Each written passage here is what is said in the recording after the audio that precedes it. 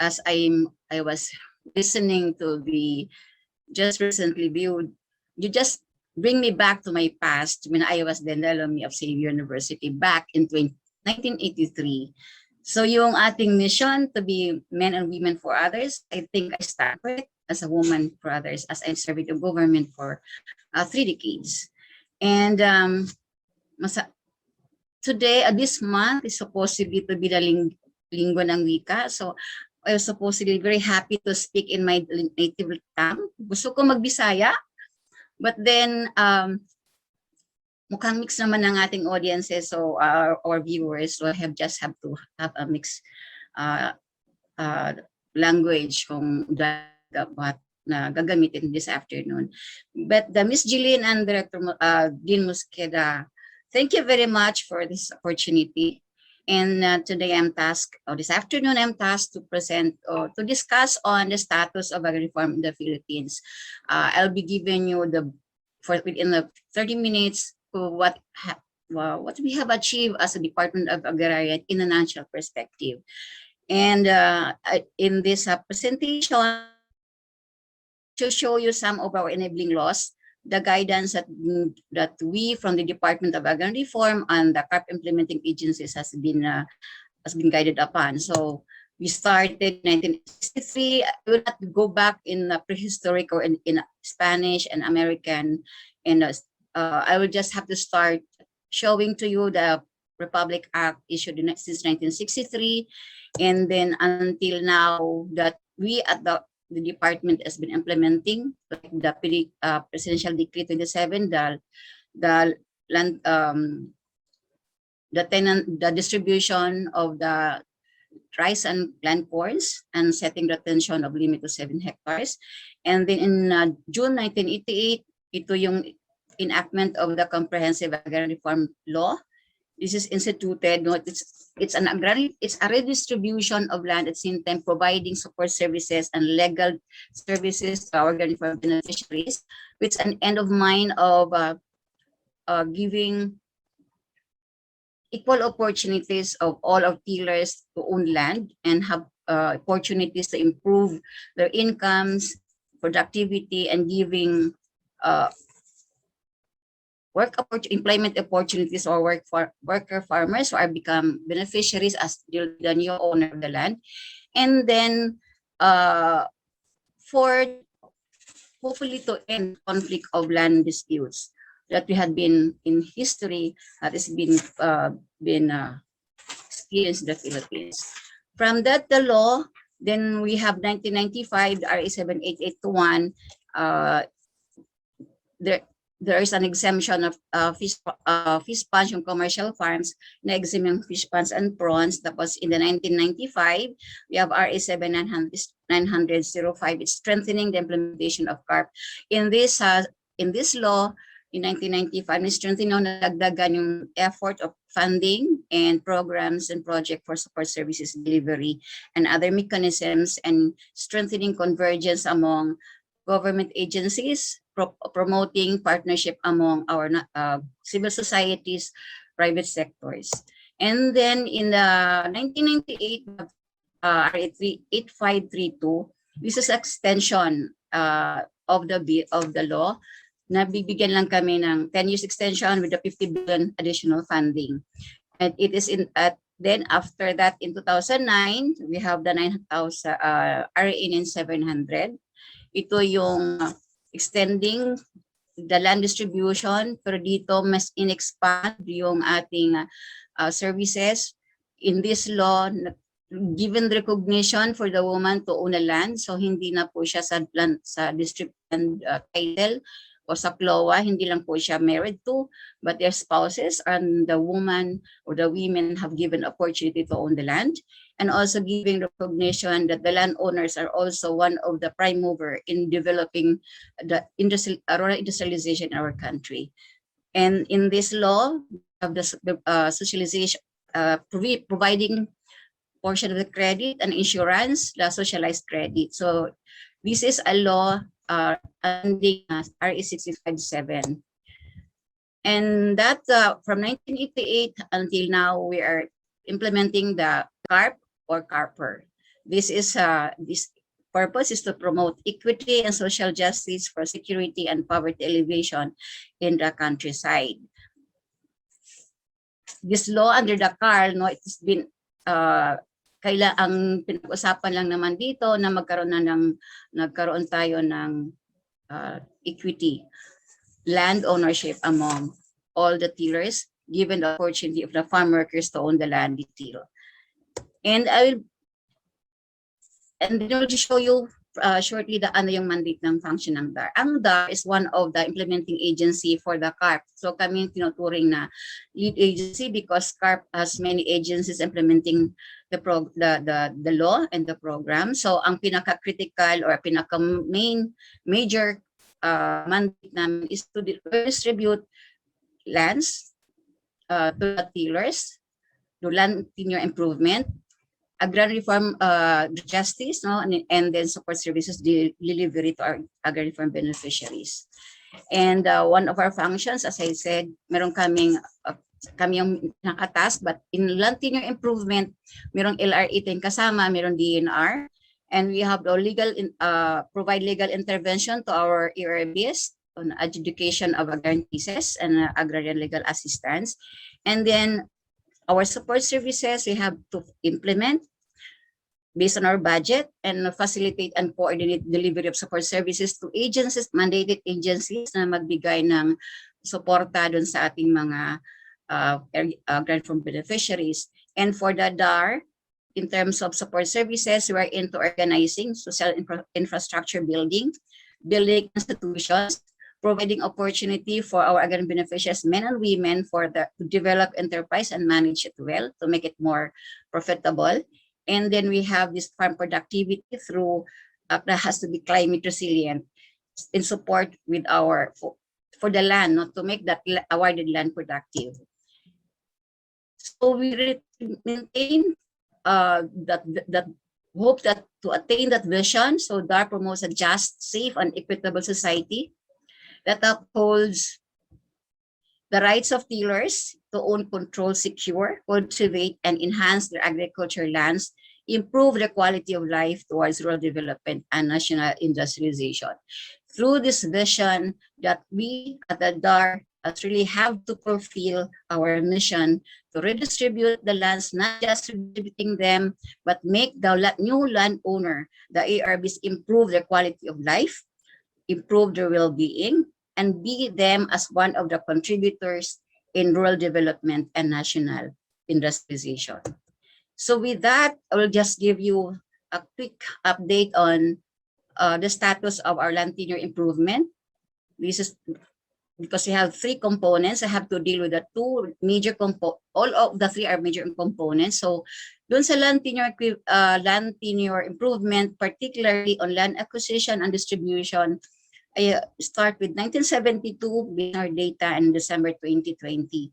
For the 2021, we still have been ongoing acquisition and documentation of the lands and for registration of the CLOA and some of the distribution of lands. But then, hindi ko muna siya sinama dito sa report na pinipresent ko sa inyo. We have 452 hectares of land nationwide that we have to distribute as the notice of acquisition, notice of the NCO, notice of coverage, and in 2014. So we have 5,420 hectares on that, and so far for the as of June, we have 4,000. Dispense me because ang presentation ko, I have that June 2020, which is 206.49 hectares. And then by end of December, nagkaroon siya ng increase ng 4,937 and 135 hectares. This is nationwide from a car to ARM, or now is BARM. And for support services, after providing them the lands, we have to ensure that that land becomes productive. So we are focusing the intervention. We have agrarian farm beneficiaries. They are Our clients, na they are holders of the CLOA, the Certificate of Land Ownership, and the Emancipation Patent, the Emancipation Patent that was under PD 227, and then the CLOA under the RA 657 and 9700, and including the leaseholders. Those leasehold contracts, those farmers or ERBs that are being in the retained areas of the landowner, so they have these contracts to secure their rights to the fruit of the land they till, but not on the ownership of the land. Another strategic focus namin, aside from the people, to ensure that we improve their well-being, we're also organizing them, empowering them through them contributing to the growth of their community by engaging to them in organizational development and governance. Ito yung people's organization na nandoon sa agrarian farm areas. Sila po yun na ang mga members nila ay mga ARBs na sila binabanggit ko na kanina. Na yung DAR, including other implementing agencies at saka ating mga program partners, because DAR is implementing CARP, is implementing support services in partnership with various stakeholders, including some in the academe, in the NGO, and the government agencies and non-government agencies. And aside from the two, we have two elements: the farmer, the organization, and now is the community. The ERC, this is the areas or majority of the land are being covered by land reform. This is the community composed and managed by agrarian reform beneficiaries who are willing to be organized and to undertake the integrated development of an area and organization of cooperatives. So the definition expanded in RA 9700. So we're expanding to, ito yon ay to 1 or to 2 barangays, even some into 1 community, 1 municipality, na maraming density of ERBs, and then medyo malaking coverage ng land. So for the 3 major focus namin, we aim to be in part of the national approach, one nation approach. So we have to improve productivity in awarded lands, increase investments for agri-based enterprises, our boss organization managing competitive and profitable agribusiness enterprises, and increase impact of our family, our ERB households in the land, and basically, and most importantly, to have able to maintain the tenorial ownership and job generations. These outcomes that we're expecting to achieve, hopefully will contribute to the one nation approach to food security, enhanced agriculture development framework of the government, and the expanded plant program of the DE, so with that can contribute on their program, and the directives of the president to include livestock, poultry, and inland fisheries in our programs and projects. They are covered as long as they are our agrarian reform beneficiaries. So these become our inclusive interventions for them. With these outcomes, we have tall orders that we have vision or mission. Then we have the challenges we are facing right now. And basically for 30 years of CARP implementation, more than 30 years implementation, we encountered now the second generation legal problems and issue on land. This issue impacts on the decision, the use of the land. So we have this issue on ownership transfer, because some of the lands, yung transfer action namin, because some of the previous ERB, the owner, the CLOA holders, maaring namatay na or cannot no longer cultivate, so they have require ownership transfer action. And then issue on, you have to individual parcelization of the land. So yung kung individual ipaparcelize mo siya, so ito yung maging isang concern doon sa the use of the land. And then Alam naman natin sa lahat na yung illegal sale, no? And even one of the issues is the conversion. And then we have now, presently, we're experiencing climate change, pandemic natin sa ating ngayong that are facing now the COVID, which has been now lingering for ilang taon, 2 taon na, and the environmental and ecological security. So these are among the major concerns now na the DAR and the program has been facing. Aside from that, we have trade liberalization and globalization, the changing trends and resulting to changing in market environments and policies. Aside from trade liberalization, as yung ating mga farmers ngayon are aging, not just the ARBs, but including all farmers now. At hopefully, the AGIs will develop more agriculture graduates to help our rural communities to develop the farm production or farm productivity, the new technology, kasi ang ating mga scientist farmers, ang ating mga tatay at lolo na nag-i-aging na, so kailangan natin, no, some of the farmers and not migrating in the agriculture sector. And then we have inadequate land use policy. So these are the challenges confronting the implementation of CARP and in rural development. So far what we have achieved as we are implementing CARP. So to just give you the data, previous slides I was showing that we have 2.8 million ERBs on that 4.9 million hectares of land distributed since 1972 to 2020.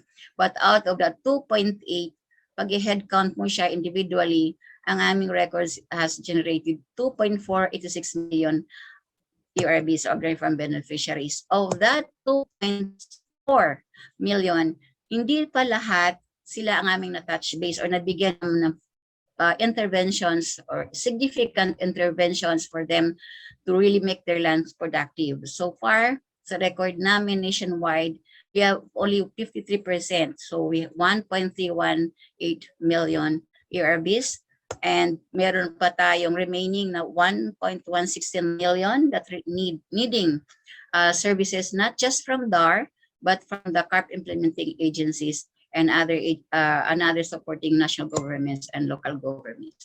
If we're talking about definition of ERB rich and served namin, we're referring to the 53%, we're referring to those ERBs na nabigyan namin ng minimum interventions. When we are talking about minimum interventions, we're referring to membership to organization, because critical, it has to be member of organization, because our delivery of support services will come through the organization, as the organization be our conduits in providing assistance to them.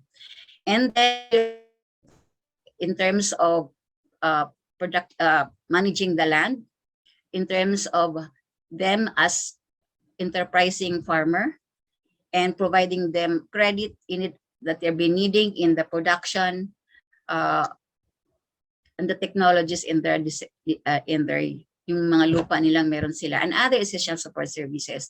So kung mabigyan na namin sila, then we can say na okay, we have able to provide them not that really the maximum, but at the minimum we have providing them that assistance.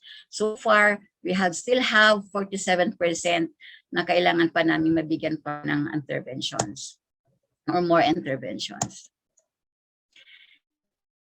From we have that 2.4 ERBs, they are members to the 6,364 ERB organizations, but not all of them have been members to that.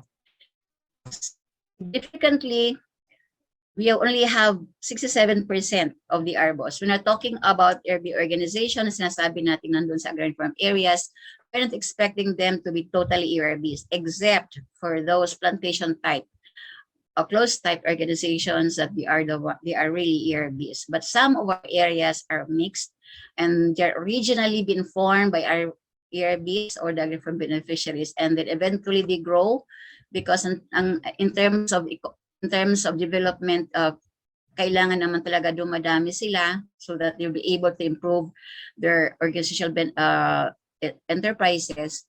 So marami sa aming mga organization na nag-expand na sila. So hindi na sila unang na majority yung 50% plus 1. But then we're encouraging all our ERBs to become member of organizations and our field offices to really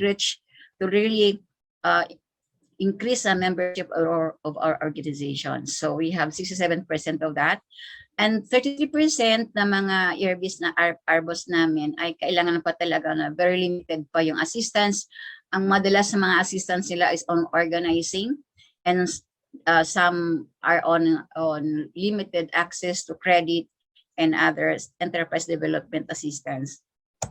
For the 67% of the 4,257 organization, we could say that 65 of that. So may sabi namin 4,133 nationwide ang mga organization that were able to manage their enterprises profitably even this time of the pandemic.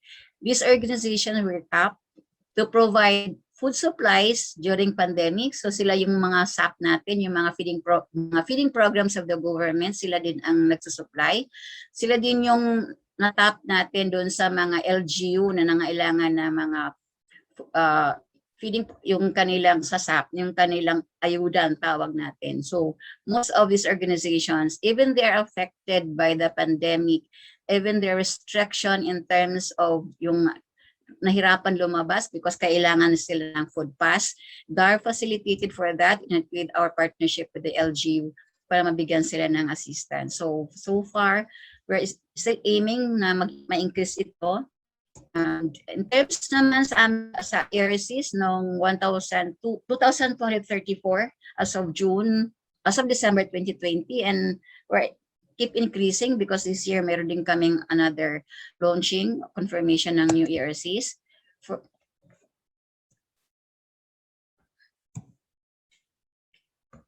Sorry, managdag ang aking slides.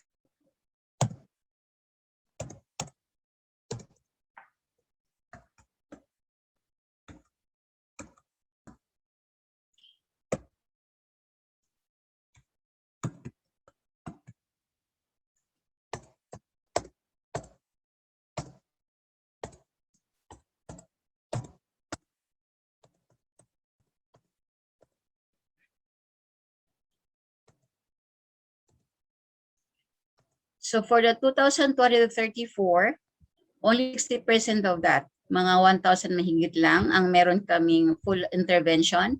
Mostly of these ARCs ay meron kaming foreign assisted projects.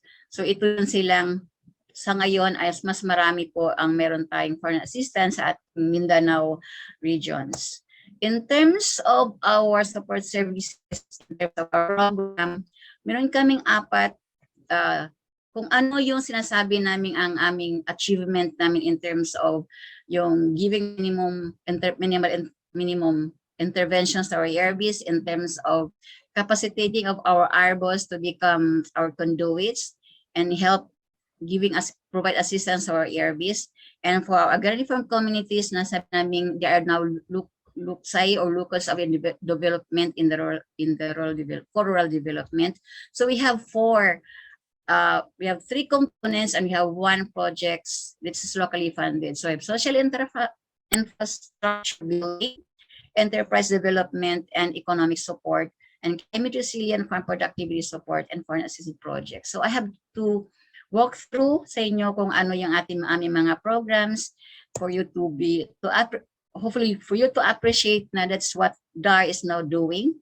So in terms of social infrastructure building, ito yung aming sinasabi na for the years at keep on going. We are into organizing, we're into building institutions, and we try to sustain their business operation, their organizational affairs. Sila po yung ating conduits na ma-improve yung farm productivity and income of the ERBs and the members of the community. So dito yung mga sinasabing helping ERBs and ARBOs manage, direct, and take responsibility of their development. So ito yung aming social infrastructure building na binibigyan kami ng pondo sa government in a yearly basis to ensure that we are able to provide guidance and technology, social infrastructure technology to ensure na yung kanilang business operation, yung organizational development nila will continue and will be sustained. Aside from that, we have another component, yung enterprise development and economic support. Dito marami kaming partners, no? Ito yung sinasabi na component namin sa aming programa to ensure that ERB enterprises and livelihoods are market-oriented, diversified, innovative, and uses environment-friendly and climate-smart technologies. Under this component, meron kaming business development services. Ito yung product development and commercialization. Ang kasama namin dito ay ang DTI, DOST, and even TESDA is coming in. And in terms of market linkaging, the NCC, the NNC, yung ating National Nutrition Council is also being part of helping us, the ARBOS, supply the feeding requirements of the NNC and the DepEd and other DOH retail hospitals, the LGUs.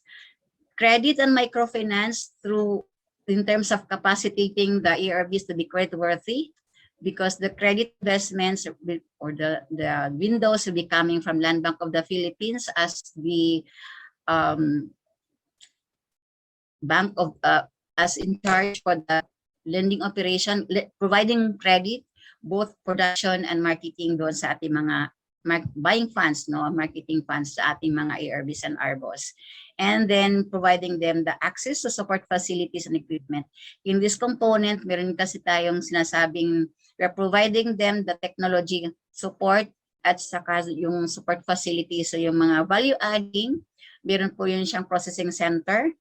At yung katulong natin si DTI to ensure na maging yung kanilang product labeling, nutritional facts, at saka laboratory testing nila at maayos. At meron din tayong DOSTB FAD to ensure na FD compliant yung mga yung layout, yung mismo yung building and some of its accessories. So meron tayong ditong maraming partners. So to give you the glimpse, ito po yung aming mga project under the tawag namin dito.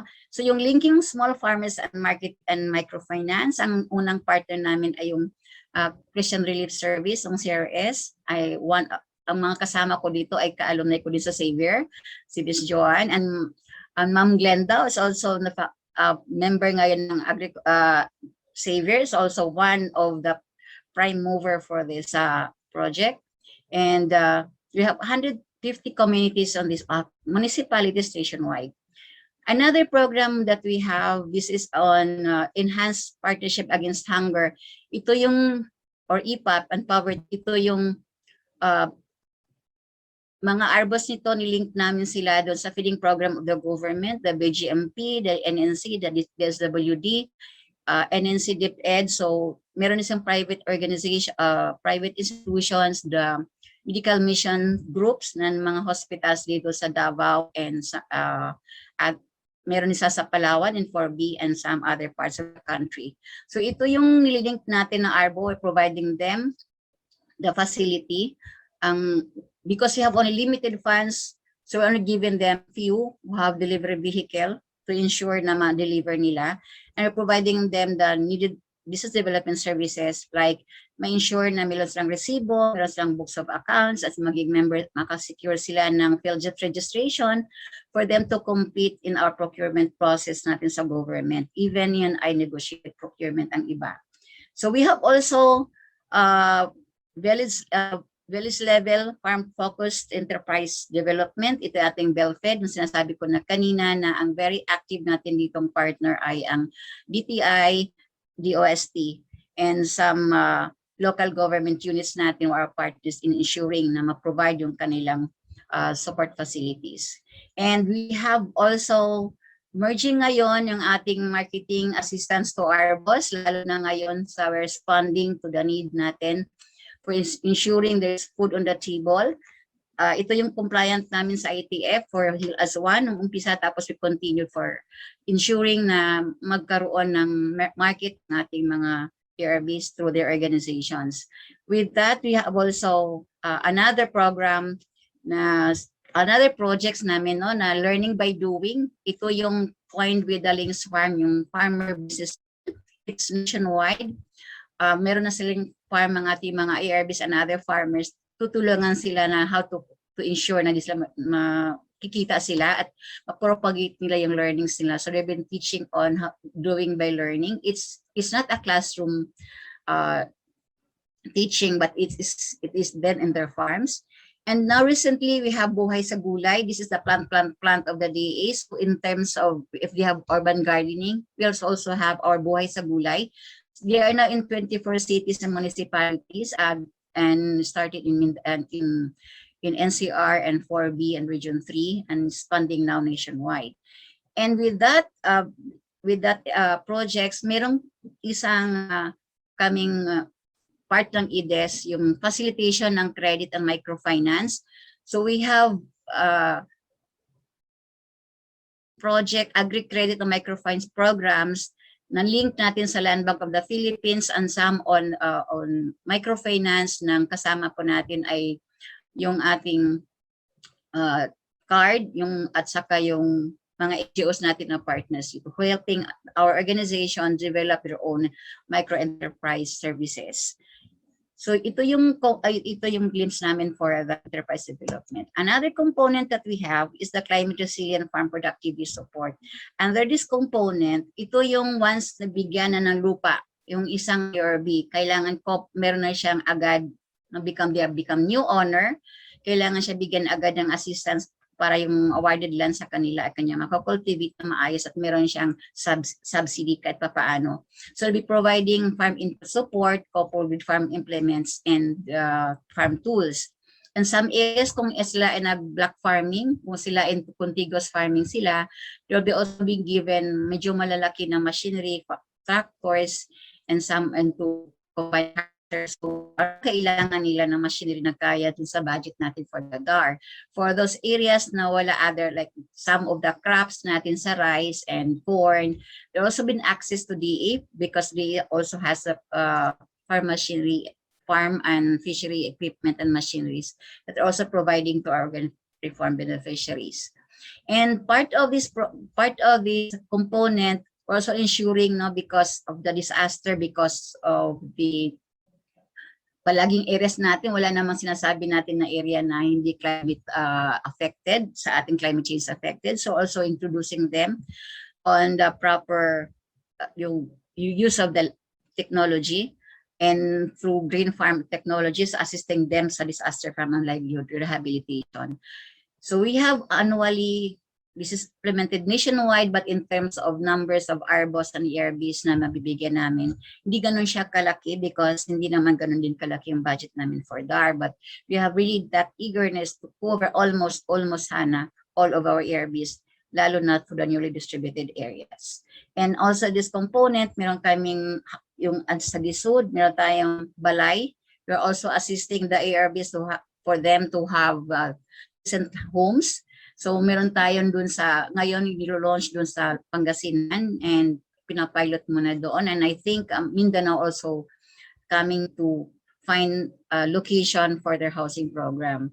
Also in this component, we are initiating because agriculture graduates who are then our beneficiaries, because agriculture graduates could qualify to be agrarian reform beneficiary.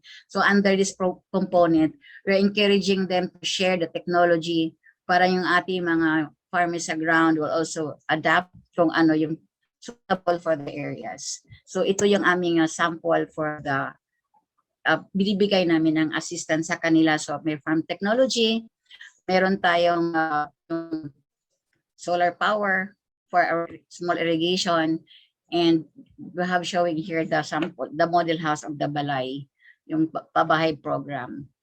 And aside from our locally funded na projects natin na regularly we doing, in 2020 last year when we are confronted with the COVID, 300 million of our budget was then reprogrammed to address the need for the Hill as One. So we coin them as Passover. The Agrarian Reform bold move for deliverance of farmers from COVID-19 project. So ito yung last year. So meron kaming, we ensure also na mga kababaihan with crisis situation, with specialists are covered. Kasi sa kanila ay sila ay kailangan nilang i-maintain yung pagkain sa bahay, at the same time naiwanan yung kanilang mga farms.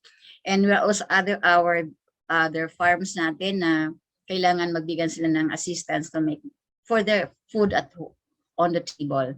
And in this pandemic time, we're able to assist organization not to deliver the food items in our feeding programs of the government, and also with our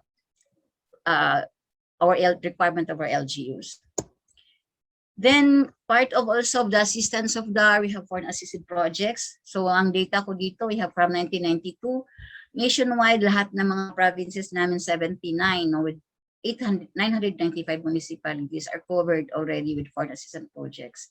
We have 17, but if you look into each service count, 66, but we have more or less 17 foreign assistance projects from the international communities, helping DAR in improving the lives of our service and other members of the community in our agrarian farm communities.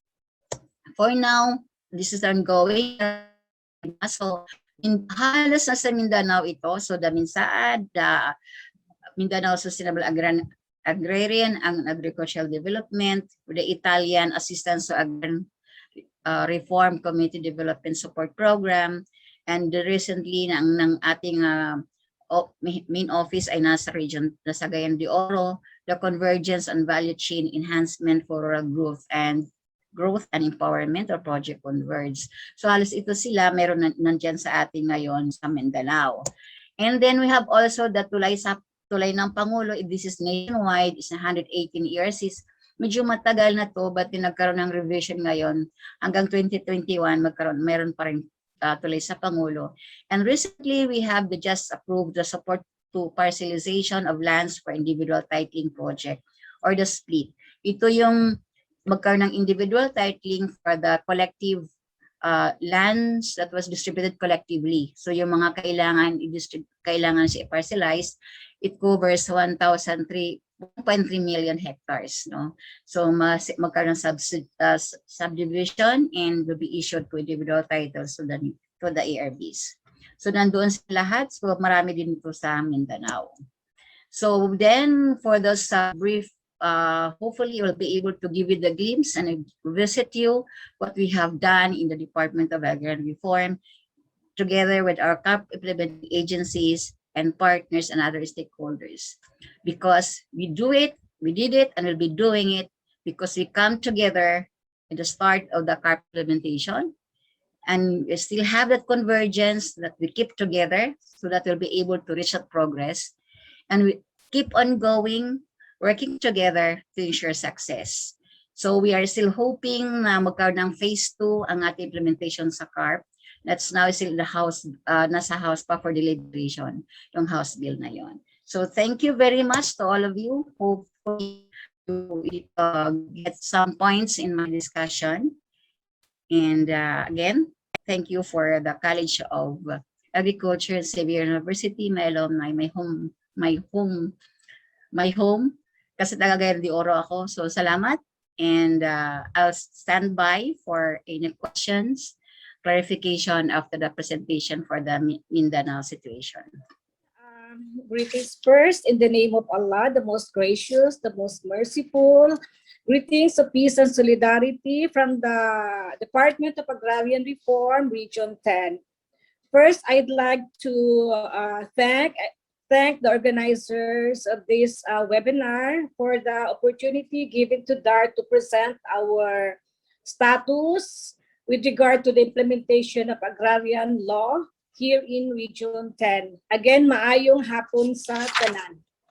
What I'm going to present to you is the status, the status of the Region 10 Department of Agrarian Reform implementation, of course, in our region. During the time of President Rodrigo Roa Duterte's administration from July 2016 to 2021. The DAR has 3 major final output. Among others, the Land Tenure Security Program, that is the giving away of the emancipation patents or the CLOA, Certificate of Land Ownership Awards to our qualified ARBs. The Agrarian Justice Delivery, that is the settlement of agrarian dispute. And the third is the Agrarian Reform Beneficiary Development and Sustainability Program. The implementation is, or the giving of the support services to our agrarian reform beneficiaries who are recipients of EP or CLOAS. So I will proceed with the Land Tenure Security Program, or the LTSP. From July 2016 to December 2020, for the land acquisition and distribution accomplishment, or the EP CLOA registration, we have registered here in Region 10 are about 4,851 CLOAs, consisting of 9,918 hectares, and given or awarded to around 7,978 ARBs, or Agrarian Reform Beneficiaries. So to break down, we have here, for the province of Bukidnon, we have distributed 2,878 CLOAs, or 3,729 hectares, to 4,581 beneficiaries. For Camiguin, only 13 hectares, because you know Camiguin is a very small province, no? With 13 ARBs, and they have received 7.9 hectares. For Lanao del Norte, we have registered 1,432 CLOAs, consisting of 5,157 hectares, and given to 2,358 ARBs. And for Misamis Occidental, we have registered 53 CLOAs and given to 147 ARBs, consisting of 76 hectares. And finally, Misamis Oriental, 475 CLOAs with 879 ARBs, consisting of 947 hectares. Again, 4,851 CLOAs, consisting of 9,918 and given to 7,978 for Region 10. Okay, for the registration, for the distribution and installation of ARBs, this is separate from the registration, because once it is registered, we ought to distribute the same and give it to the ARBs. And if they are not in the area, we are mandated to install the same. So I will give you the total. For the distribution and ARB installation, there are around 7,453 CLOAs, consisting of 12,124 hectares, and we have given it, or we have installed around 9,421 ARBs. That is for the distribution and ARB installation, again from 2018 to 2021. So these are the pictures of the during the distribution in public places or in public gatherings. And then the second phase is, this is what we call the door-to-door, because if we cannot give the, if the ARBs cannot make it during the mass distribution, we are mandated, especially the secretary has mandated us to go to the area, to the house of our ARBs, respective houses, and hand over the Certificate of Land Ownership Award physically to them. So again, these are the pictures during the distribution in different provinces in Misamis Oriental. We have various success stories, and one of them is the long battle finally ends, published locally in Misamis Occidental by local journalists. No, this is the long battle finally ends, and I want to emphasize this because this is a very controversial landholding of the late Rookie Su Sr. finally hit the object resolution through peace negotiation. For more than 28 years, the identified agrarian reform beneficiaries were not able to possess and cultivate their supposed awarded landholding for fear of their lives due to strong resistance of the influential former landowner. Pursuant to Memorandum Order Number 438 issued by Secretary John Casticiones, dated November 17, 2021, mandating the immediate installation of the ARBs into the respective awarded land holdings. The DAR Provincial Office of Misamis Occidental, through Operation Division, conducted an investigation that ripened to a critical decision. Based on the rate of installation issued by the PARO, Rolando Libitario, the designated Darab Deputy Provincial Sheriff, has enforced the writ. Still, the landowners refused the installation for reasons that valuation of the land is too low and the alleged erroneous ARB identification resulting to the stoppage of segregation survey because of the verbal order of the municipal mayor. After a series of negotiations made by the CARPO for LTSP, the heirs of Rukisu finally agreed, leading to the formal installation of 48 ARBs on May 19, 2021. So the installation was accomplished in accordance with the strict observance of the health safety protocols imposed by the IATF and the Department of Health in areas placed under the modified general community quarantine classification. So you can see the picture here. That is one of the landowners. Attorney Kirby Humilia delivers message during the installation of 48 ARBs, thanking the ARBs for taking care of their lands and congratulating for being the new owner. So another milestone of the DAR is foreign assisted project. We call this project split, or support for parcelization of lands for individual tithing. This is in partnership with the World Bank. The amount, the funding, the amount of the money downloaded or to be downloaded by the World Bank is about 19 billion as the loan proceeds and 5 billion from the GOP or government of the Philippines. So for this for the month of August, September, and October, we are mandated to parcelize and issue C title of around 5,004 hectares for Region 10. So this is up to October only.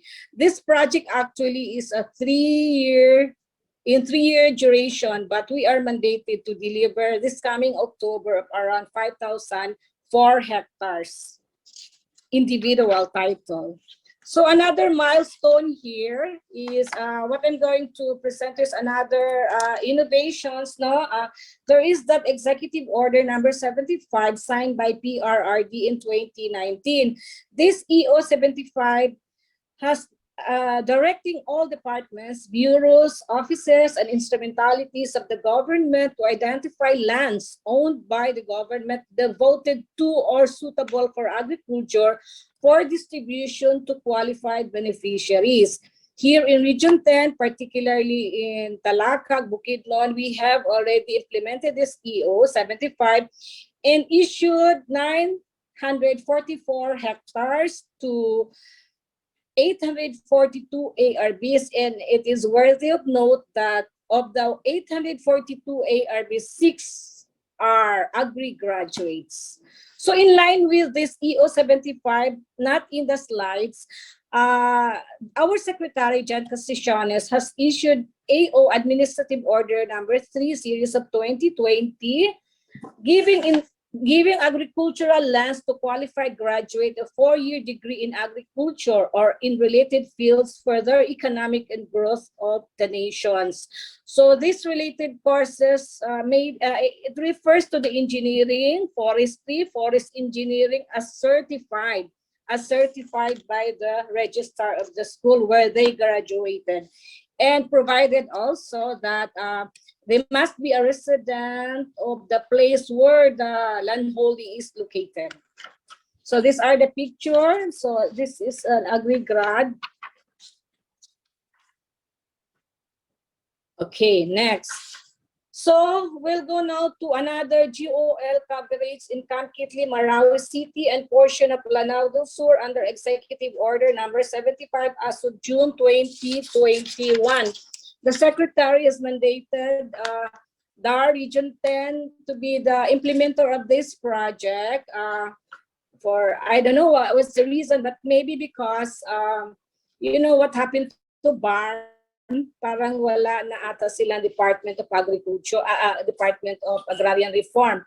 Parang na-fuse na siya sa fisheries and ibang agency. So they are not really what they call expert on the implementation of agrarian law. That's why the secretary has designated the Region 10 to be specific, no, to be the main implementer of this project. See, so this military reservation is in Marawi is what they call it the Camp Kitli Military Reservation.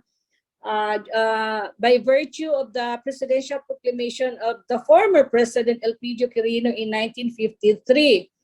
The area covered here is 6,667 hectares. The name of the presidential proclamation is, of course, Presidential Proclamation 453. And there are subsequent proclamations. This subsequent proclamation must be deducted from the main proclamation because this subsequent proclamation are being actually directly and exclusively being used by the agency, no, by the institution to where it was being reserved. So for coverage only under EO 75 to be implemented by the Department of Agrarian Reform is only 4,607. For Executive Order Number 75 and its IRR, Joint Guard DOH Administrative Order Number 7 Series of 2019, Camp Kitli in Marawi City and a portion of Lanao del Sur per Presidential Proclamation 453 has a total, as I said, 7, of which 4,687 hectares are subject for acquisition under this EO and will benefit more or less 5,000 agrarian reform beneficiaries. So the target date for distribution of CLOA before end of October 2021.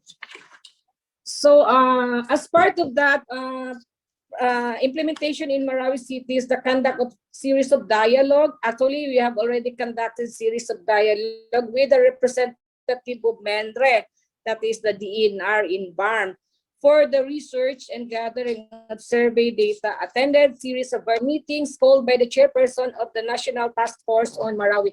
The name of the task force is Task Force Camp Kitli Agong. So another picture is the agency summit for the coverage of Camp Kitli in Marawi City under EO 75. Next. So that's our Secretary John Casticiones. And this is the signing of the pledge of commitment by the governor of Lanao del Sur and the mayor of Marawi City with our secretary and some other undersecretaries. So we go to the second major final output of that, which is the agrarian justice delivery. Agrarian justice delivery has two sub-indicators, namely the adjudication board for the AERC or adjudication of agrarian reform cases and the agrarian legal assistance. For the adjudication of agrarian reform cases, this is the resolution of cases, no? From 2016 to 2021, we have resolved 8,830 cases. So broken down as follows. For the regional office, they have resolved 1,033 cases. Bukidnon, 3,123 cases. Camiguin, 230 cases. Lanao del Norte, 1,147 cases. Misamis Occidental, 1,139 cases. And Misamis Oriental, 2,158 cases. So ang pinakamalaki is in Bukidnon.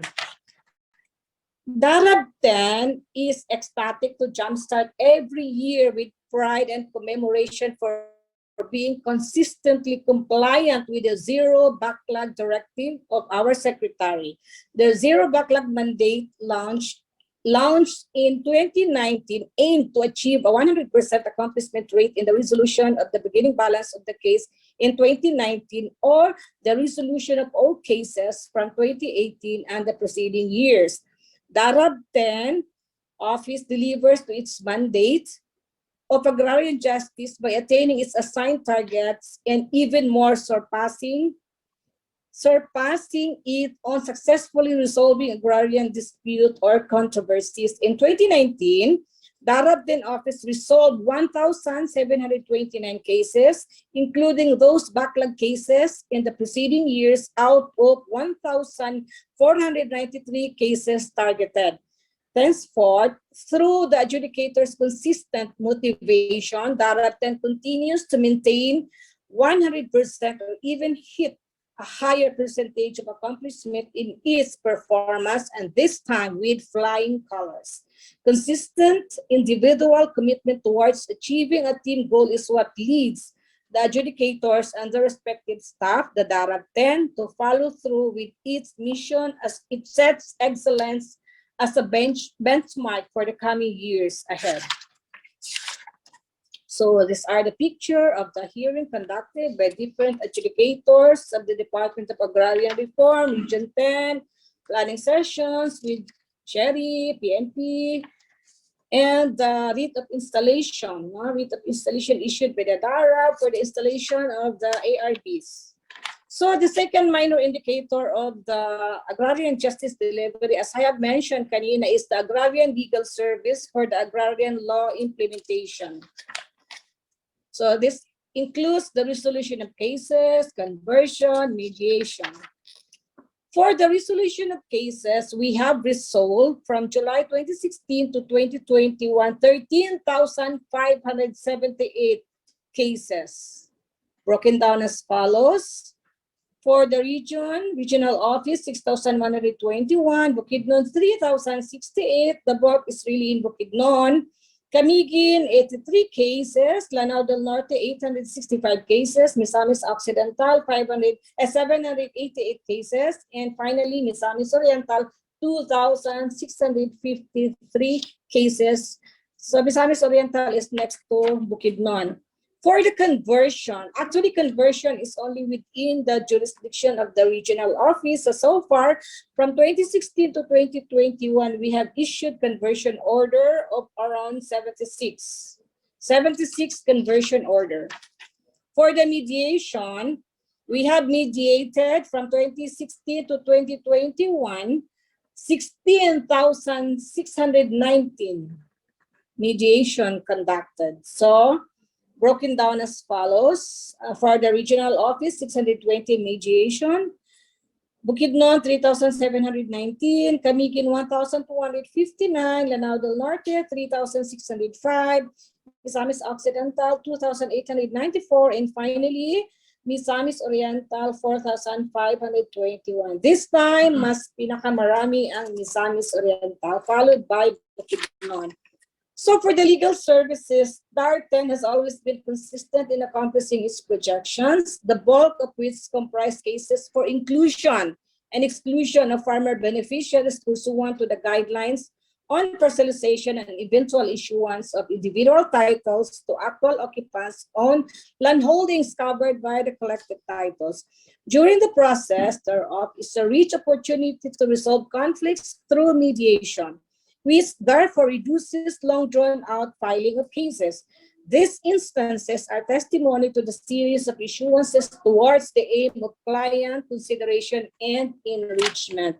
So this is for the conversion, another sub-indicator of the AS agrarian law implementation.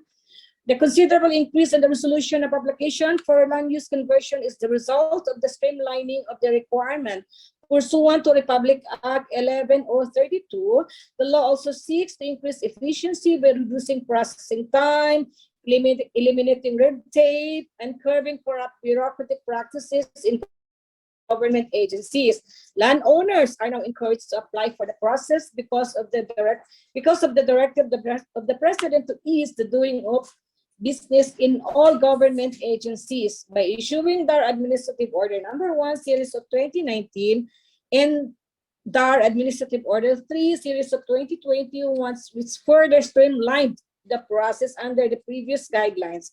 Stakeholders are now motivated to observe and follow the directives since the processing time, red tape, and ease of doing business are now put in place as mandated by the current administration. Now we go to the third major final output, which is the Agrarian Reform Beneficiaries Development Support Program, or ERBDSP. There are three major final output. This is not a major final output, minor indicators under this third major final output. Actually, this already been discussed by Ms. Lita Rosales kanina.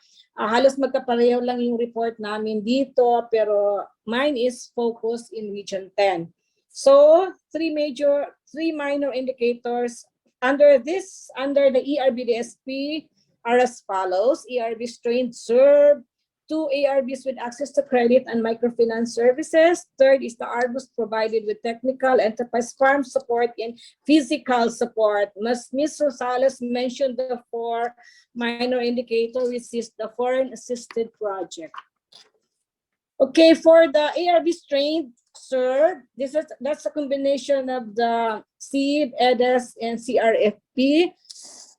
Okay, the SEED stands for the Social Infrastructure Building, EDES stands for Enterprise Development and Economic Support, and CRFPS stands for Climate Resilient Farm Productivity Support Program. So the combination of these for our ARBs trained and served for Region 10, we have already served and trained 116,578 ARBs. Bukidnon, 30,254. Camiguin, 7,874. Lanao del Norte, 30,634. Misamis Occidental, 24,179. And Misamis Oriental, 23,637. So, nasa Lanao del Norte ang pinakamarami. For the ARBs with access to credit and microfinance, we have ARBs access to credit and microfinance. So we have, there are 25,151 ARBs who have access to credit and microfinance total for Region 10. From Bukidnon, 13,082 ARBs, Camiguin, 1,510 ARBs, Lanao del Norte, 1,669 ARBs, Misamis Occidental, 6,215 ARBs, and Misamis Oriental, 2,679 ARBs, 75 ARBs. So ang bulk is from Bukidnon for the ARBs access to credit and microfinance. The third minor indicator is the ARBO, ARB organization provided with technical, enterprise farm support, and physical infra support. So actually in Region 10, we have 480 ARBOs, ARB organization. So you can see in the screen, the 1,140 ARBOs provided with technical enterprise farm support and physical infra support. I am referring that 1,140 figure, I am referring for the, not the unique count, but service count, meaning if the ARBO, we are not talking about ARBO, not the ARBO is about the organization of the ARBs. If the ARBO has availed 3 services from the DAR, so you can consider that as one count. That's why umabot siya ng 1,140 ARBs kasi yung ibang ARBOs pabalik-balik na naka-avail ng mga services ng DA. So we are going to count that as one. Unlike doon sa unique count na isa-isa lang talaga. Okay? So these are the pictures of the trainings, orientation conducted for the access to credit ng mga ARBs natin or ARBOs, no? To be specific. So we go now to the Agrarian Reform Community Connectivity and Economic Support Services, or the access. No? Under the access, there are 10 hauling trucks amounting to 35, sorry, I stand corrected. 35.3 million were distributed to the 10 ARBOs in Northern Mindanao, 4 in Misamis Oriental, including 1 in Cagayan City, 2 each to Misamis Occidental, Lanao del Norte, Bukidnon in January 2019. There are 3,000 agrarian reform beneficiaries who benefited from this machinery. And now, during the time of pandemic, we call this as COVID-related intervention. The DAR has this arbold move for our farmers. Actually, na-mention na ito kanina ni Ms. Rosales, no? Ms. Lita Rosales, my favorite from DARCO. This is about the support to ARBOs as frontliners in the food supply chain, farm productivity assistance to our ARBs, livelihood support for women in crisis situation, and package of supplemental food and non-food items. During the time of pandemic, ito ang pinagkakaabalahan talaga ng Department of Agrarian Reform nationwide. So ito yung mga picture. Anong pangalan ng animal na ito? Swine. Okay, goat. Okay, we have a new program to be implemented in the Department of Agrarian Reform Regional Office. Actually, before our meeting now, nag-usap kami I had a virtual meeting with the Balay ARB Farmer Housing Program coordinators. And this Balay program is about, what's the meaning of Balay? Oh, it's not here, but it's about building affordable, livable, something like that, no? It's a Balay housing program by the DAR. So in Region 10, our pilot sites are in Magsaysay and Pulambugan, Lanao del Norte, but to be followed by Misamis Oriental, Misamis Occidental, Camiguin, and also Bukidnon, because hindi papayag yung ibang provinces if they cannot avail of this housing program also. So the rationale or the background, from 2006 to 2015, that was 9 years, farmers and fishermen consistently posted as the poorest sectors of the society. That is 34% poverty incidence. For ARBs, selling and mortgaging land became means to cope with financial difficulties. Okay? Providing decent housing for farmers will boost their morale and strengthen their emotional attachment to their farm. That's the source is the Philippine Statistics Authority. The features of this program is that the physical infrastructure and access to livelihood support for ARBs and their families, so that will provide, implemented through convergence of government and private sectors initiative. Actually, this Balay program is we're going to have MOA signing, no, this coming August 26. In Iligan City for the two sites. So hopefully, the Department of Human Settlements and Urban Development and the DAR Memorandum of Understanding for this Balay project implementation in Region 10. Okay, another innovations ng DAR, because our secretary is full of innovations, no? This Buhay sa Gulay, already mentioned by Ms. Lita. So in Misamis in Region 10, we have already implemented this project in Misamis Oriental. Misamis Oriental, and to be implemented in some provinces of Region 10. All provinces actually are mandated to implement this project, Buhay sa Gulay, as discussed, no, exhaustively by Ms. Lita kanina. So another foreign assisted project in Region 10 is the Project Converge Fund, IFAD, International Fund for Agricultural Development. This stands for Convergence and Value Chain Enhancement for Rural Growth and Empowerment. So the status of project implementation in Region 10 as of June 30, 2021. Actually, this project will be completed, no, finished, or will be closed by December, but there is a but there. We move for the action of this project before the NEDA. No, we have already endorsed the resolution. The NEDA 10 has already endorsed the same to the Central Office NEDA for the approval.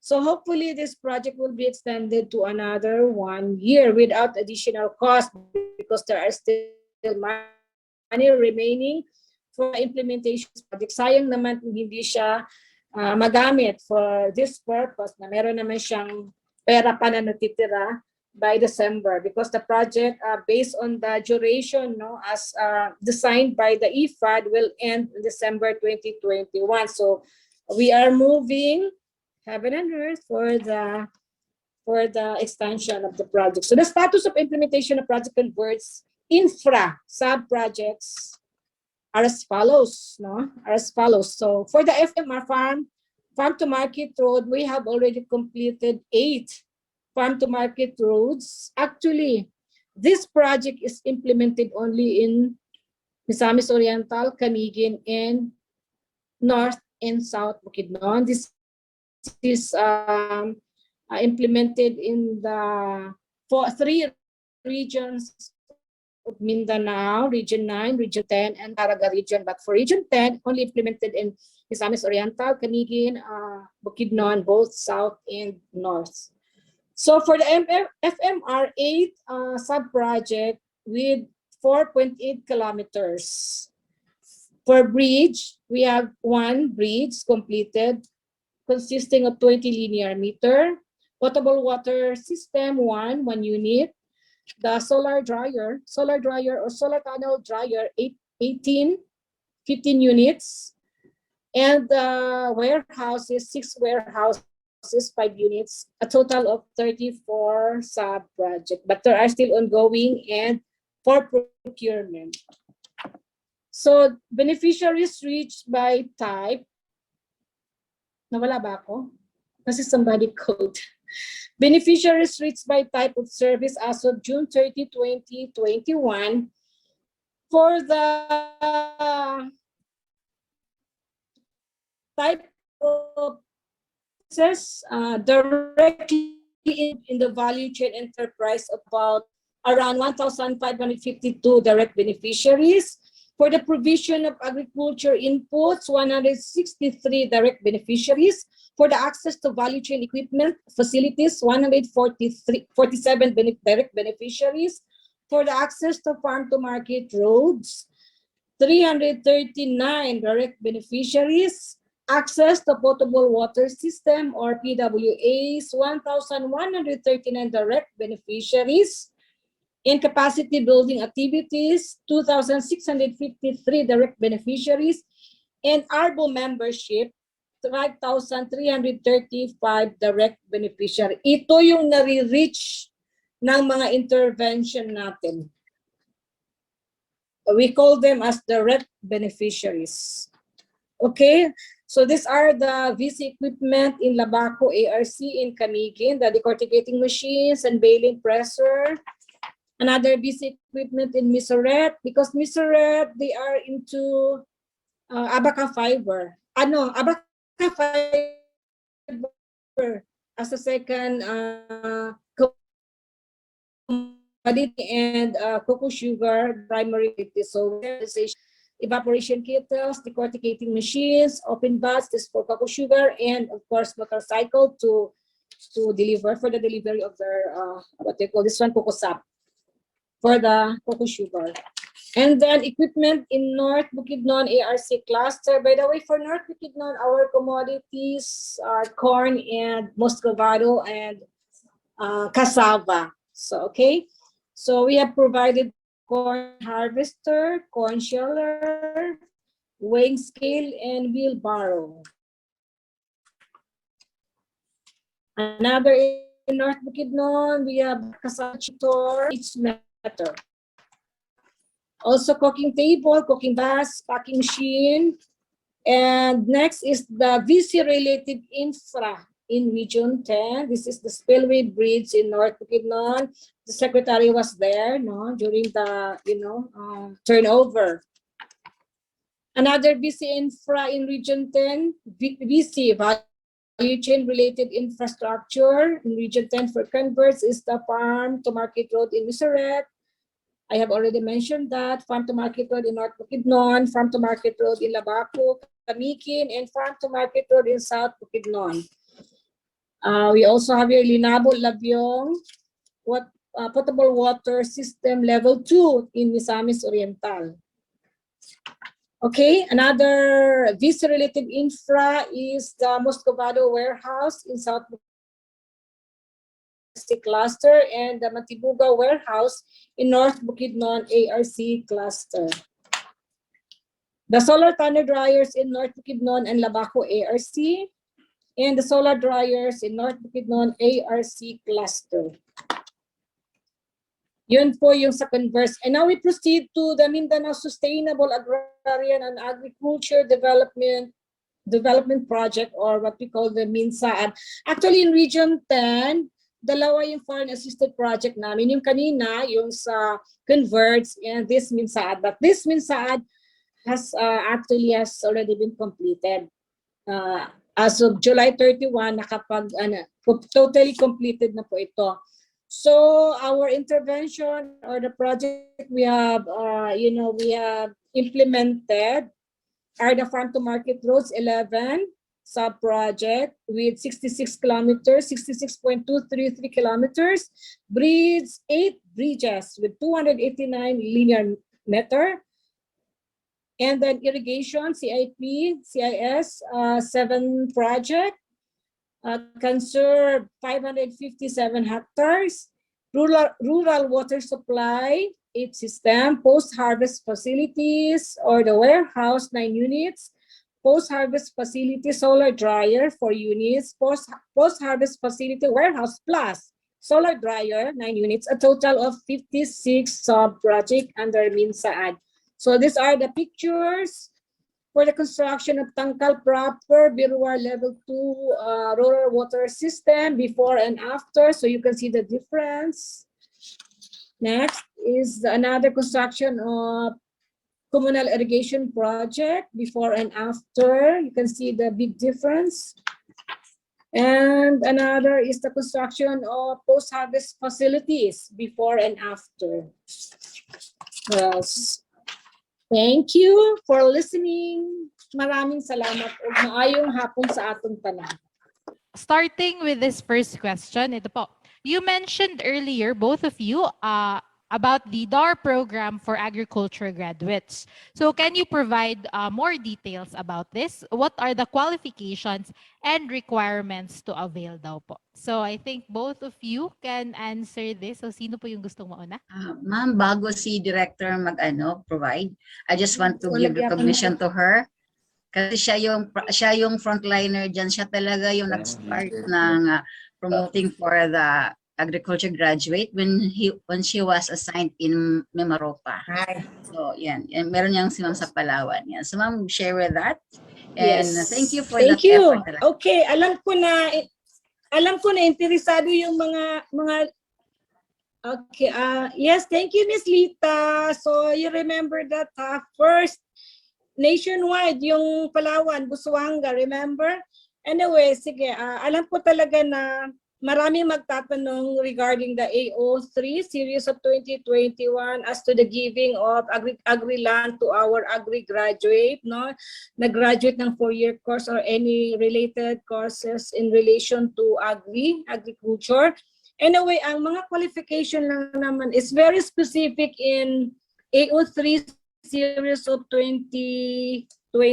Series of 2020. Anyway, pwede naman nilang i-review yun, but first is they must be a graduate of 4-year course in relation to agriculture or any related field in agriculture such as forestry, fisheries, at kung ano-ano pa. And then they must get a certification from their school registrar that indeed they are a graduate of that course or courses, no? And also, they must be a resident of the place where the property is located. For example, the property is located in Talakag. They must be a resident also of Talakag. Kahit nasa different barangays, basta resident sila ng Talakag. And thirdly, they must be landless, meaning they don't own land holding amounting to 3 hectares. Kasi pag meron kang land holding na 3 hectares and below, you are considered as landless. Pero kung 4 point something ka na, hindi ka na landless niya. So disqualified ka na. And ang pinaka-importante na qualification is the willingness to cultivate the land and make it productive. Yun po ang mga qualification or requisites ng ating mga agri-grad ay maka-avail ng mga lands to be given by the DAR to the agri-grads in accordance with AO3 series of 2021. And during the distribution in Talakag, by the way, 6 ang agri-grad na naka-avail, na bigyan namin ng lupa. For the meantime ngayon, we will not give more than 1 hectare. 1 hectare lang muna ang ibibigay namin, no more no less, kasi parang ano pa ito siya, tinitingnan pa namin ang absorptive capacity ng mga agri-grad natin to cultivate the land and make it productive. So yun din ang, kasi talagang dapat meron silang commitment also to help other farmers in the neighboring area na parang i-share nila yung knowledge nila. Because Miss Lita, moderator natin kanina, ang average age kasi ngayon ng mga ARBs natin is nasa 57 years old na average age yon. So medyo matatanda-tanda na sila. Kaya nga naingayo si Secretary na magpalabas ng AO3 series of 2020 para yung mga agri-grads natin is ma-encourage o yung mga, kahit mga estudyante pa na ituloy yung pag-aaral nila sa agriculture para maka-avail sila ng lupa and then may food security na ang ating bansa. They are, sabi nga nila, the hope are the hope. The young ones are the hope of our nation. Yun po.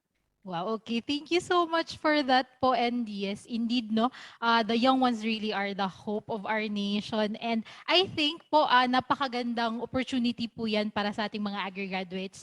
And hopefully, no, sa mga nakikinig to all of our viewers, especially to those who are agriculture graduates and even those who are still planning to take up, kasi nga, I think they can also parang promote, no, more agri-enrollees because of this opportunity. So hopefully, maraming mag-avail dyan. And before we continue rin, hello pala kasi meron naman kaming viewer, partner farmer din namin, and para-technician from Sumilao there in Lupiagan. So hello to Ma'am Lisa. Ma'am Lisa, hello po. Good afternoon sa inyo. So yes, we have several questions pa po. Ito po. For us fresh Aggie grads, how can we avail of the door-to-door program? What are the support programs for the beneficiaries of this program? And what would be the beneficiaries' responsibilities? Okay, actually yung door-to-door is just a tool, no? A tool for us in giving away the land holding na talagang ma-receive ng mga ARBs natin. If they cannot attend during the mass gathering in public places, talagang kami yung pumupunta doon sa area nila, especially sa mga matatanda, to personally hand over the CLOA sa kanila. Maybe ang ibig sabihin ng nagtatanong is paano sila maka-avail of this mga CLOA from the DAR. Yung mga agri-grad ba? Yun ba ang nagtanong, ma'am, yung agri-grad pa rin? Opo. Okay, simple lang. If you are a graduate of this agriculture course, please visit our Provincial Agrarian Reform Program Officer.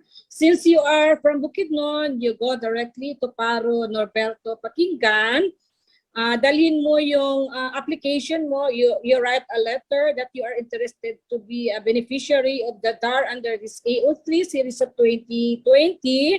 And then, sasabihin niya sa iyo kung ano pa ang mga kailangan na mga documents as required by him, like for example, a certification from your school registrar na kumbaga talagang graduate ka ng agriculture. Yun lang naman ang pinaka-simple dyan. And then the rest will follow na.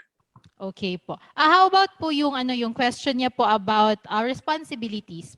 After po award ng ating ng CLOA, ano pa po yung responsibilities ng ating mga beneficiaries? Ang responsibilities ng ating mga beneficiaries, once na nabigyan na namin ang lupa sa kanila, is that first, of course, to cultivate the land and make it productive as much as possible. Second, they are willing to share their knowledge doon sa mga kasamaan nila within the organization, because we will see to it that they will become a member of the existing organization or create their own organization pag marami sila. Yan yung tinatawag natin na ARBO, no? Agrarian Reform Beneficiary Organization. It's either i-member sila ng existing or mag-form sila ng new organization. And ang yung sinabi ko kanina na i-share nila yung knowledge nila. Kaya nga, kung sabi nila, it's payback time. You are identified, we will give you CLOA, so it's your right, it's your obligation also to teach our not knowledgeable na mga ARPs para naman matuto sila, no? Ito ang pinakaano ng DAR kung bakit merong AO3 series of 2021 na talagang maingganyo, ma-encourage yung mga young ones natin na kumuha ng agriculture.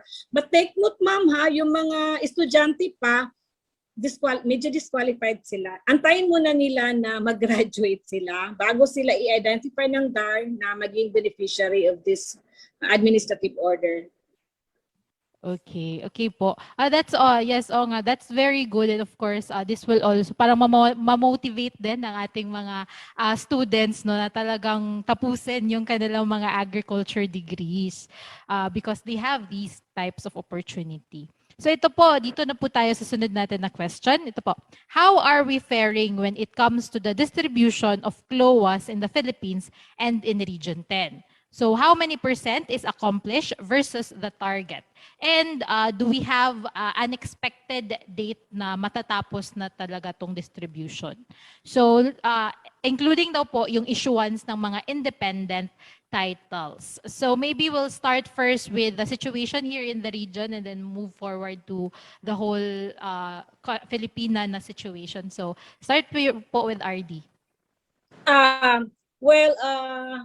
For purposes of accomplishment, we are being monitored by our secretary periodically.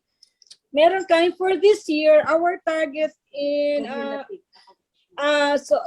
when you talk of cumulative, meaning from the very beginning up to this time, no, meron na kaming 96%.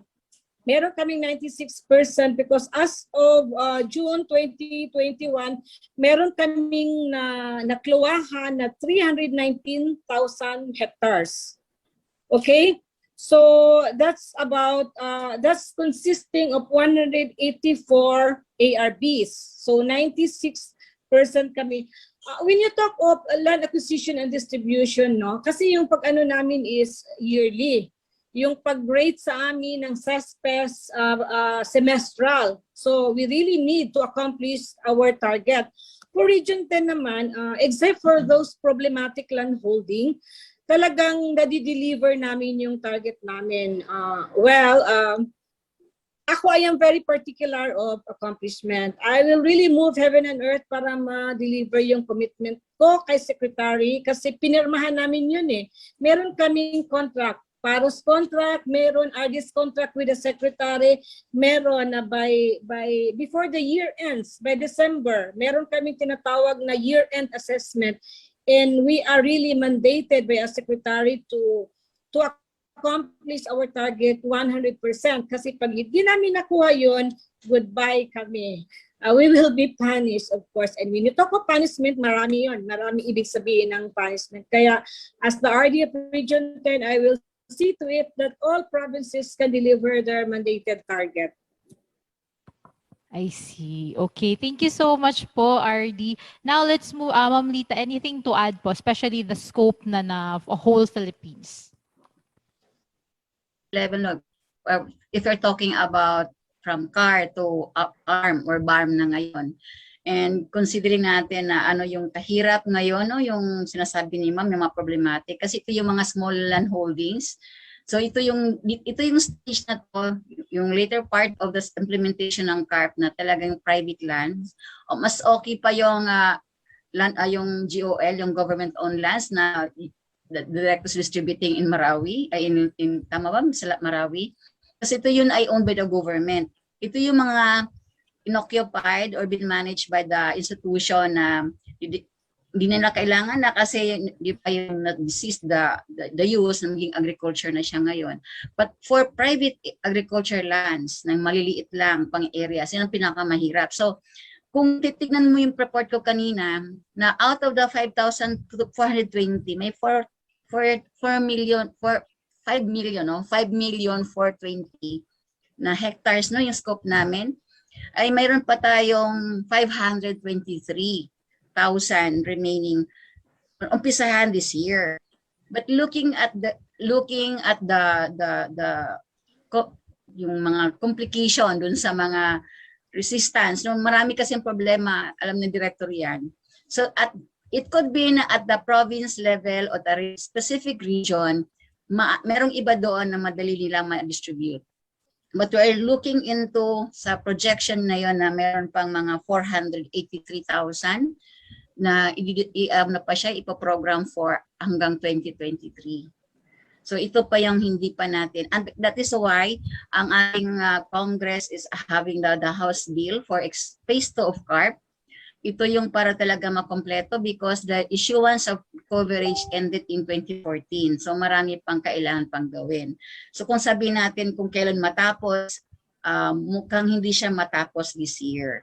So meron pa siyang continuity hanggang ano. Kasi nga, lalo na ngayon, ang BARM ay bagong ng autonomy. So kung ang agrarian reform has to be handled by the national government, meron pa sa mga 100,000 mahigit pa na kailangan pang distribute.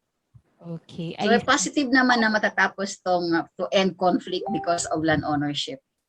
Oo nga. Matagal nga lang. Oo po. But it's good to hear, that you're really efficient na po. Yung DAR natin is very efficient with giving out or distributing lands to our fellow men. So now po, since we've talked na about those problematic land holdings, meron pong nagpapatanong, what are the major challenges of DAR in implementing its land distribution programs, and can you cite po daw ba specific cases of problematic land holdings? Maraming problematic land holdings in Region 10. Ako, hindi ko mabilang. But anyway, yan talaga ang mga challenges namin in covering the area. Kasi, of course, the landowner will really resist, will oppose the notice of coverage issued to them, will resort to court. In case na nabigay na namin yung lupa, nag-a-ask sila for cancellation, nagpo-protesta sila, kung ano-ano lang ang mga pina-file nila sa amin. Maraming nagpo-forum shopping na dyan, but then those are part of the challenges that we are really facing in the DAR, Department of Agrarian Reform. But then kami naman is, we have this laws na pina-follow, hindi naman tayo nag-deviate sa law. Tapos kami naman every now and then na may mga problema, we can always consult our mga bosses doon sa taas. That's why nga may agrarian justice delivery tayo na second major component because of that. So here in Region 10, to be exact, when I was still the paro of Misamis Oriental, because I got promoted in 2019, no? So from 2019 below, I was the paro of Misamis Oriental and Kinigen. So ang pinakamatinding kaso na na-encounter ko dyan is yung sa Oroville Corporation, yung sa Puerto ba yun? Basta somewhere here in Cagayan. So talagang grabe yung away namin. There are 3 land holdings that I issued notice of coverage. Pero of course they are protesting, the landowners are protesting, but I successfully issued a CLOA for isa sa mga land holdings na 23 hectares.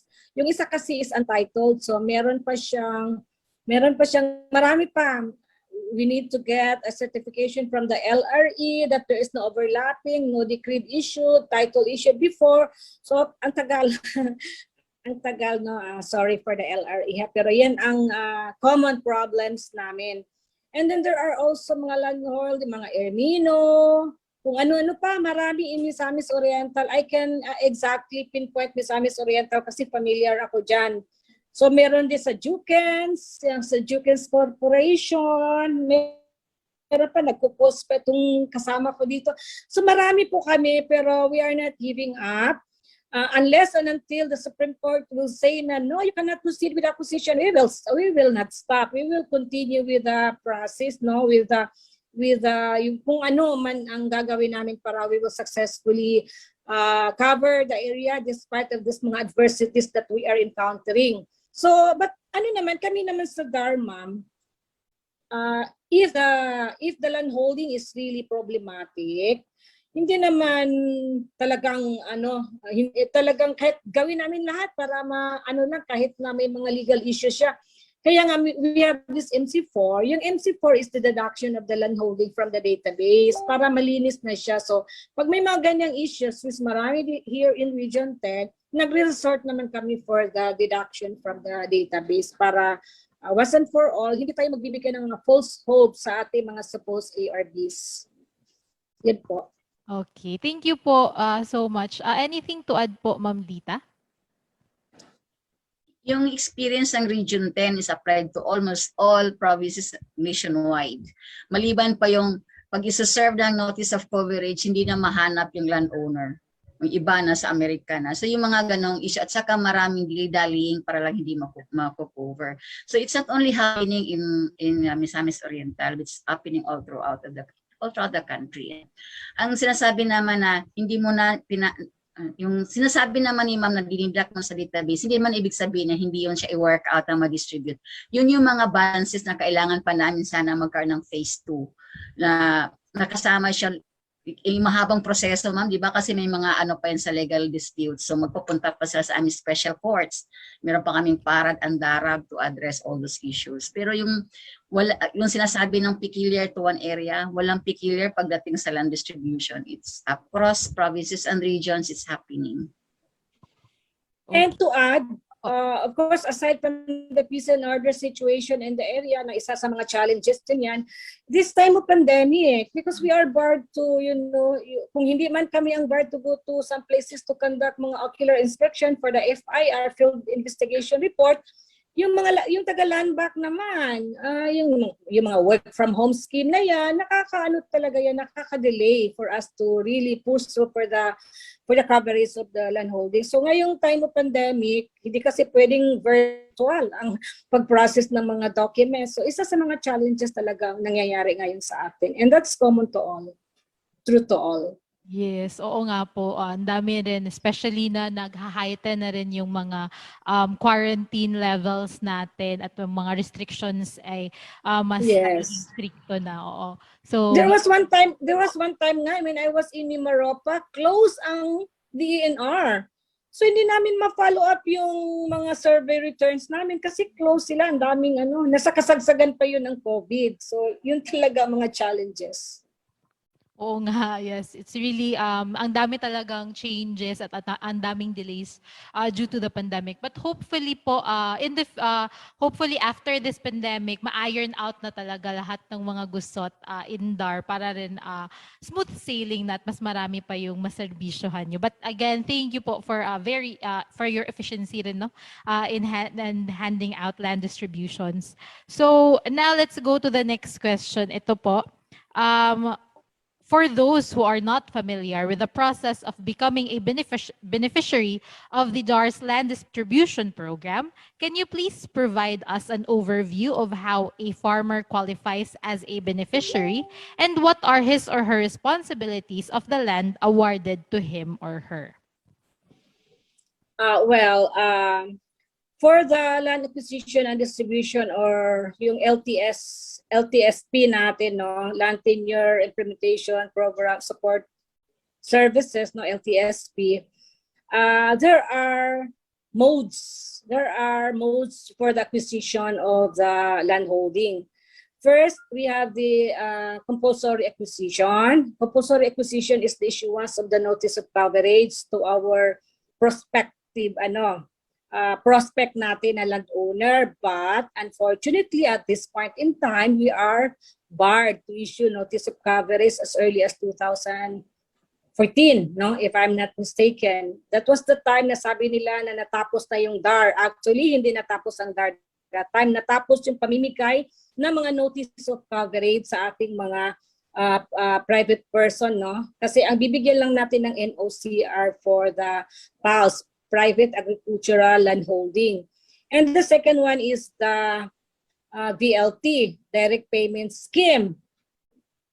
Hindi rin tayo makaproceed with the direct payment scheme as early as 2009 because yun, nawala na rin yung VLT scheme natin. Pero yung mga na-issue na natin ng VLT, na-process na natin ng VLT as early as 2009, it can be continued. Pwede nating ituloy yon. So, yung VOS is voluntary offer to sell, meaning nag-volunteer yung landowner na ipa-cover yung land holding nila, pumayag na siya provided na ma-okay yung usapan sa payment, okay yon, isa sa mga mode of acquisition yon.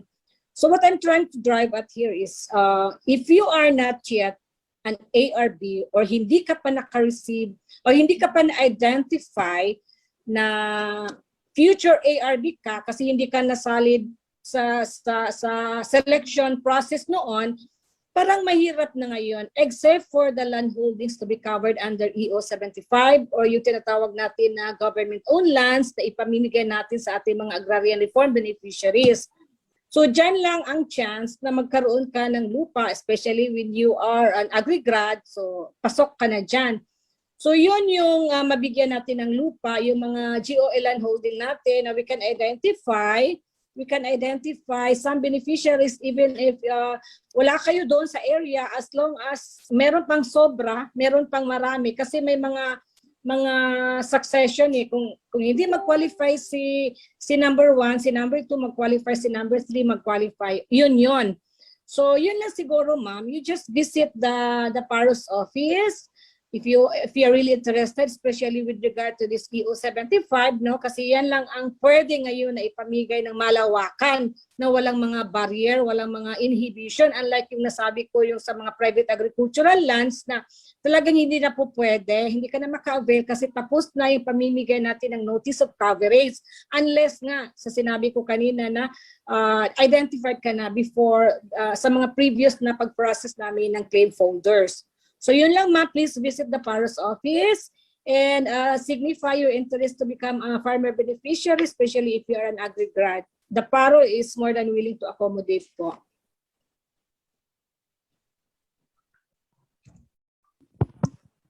Okay. Anything to add po, Ma'am Lita, before we proceed?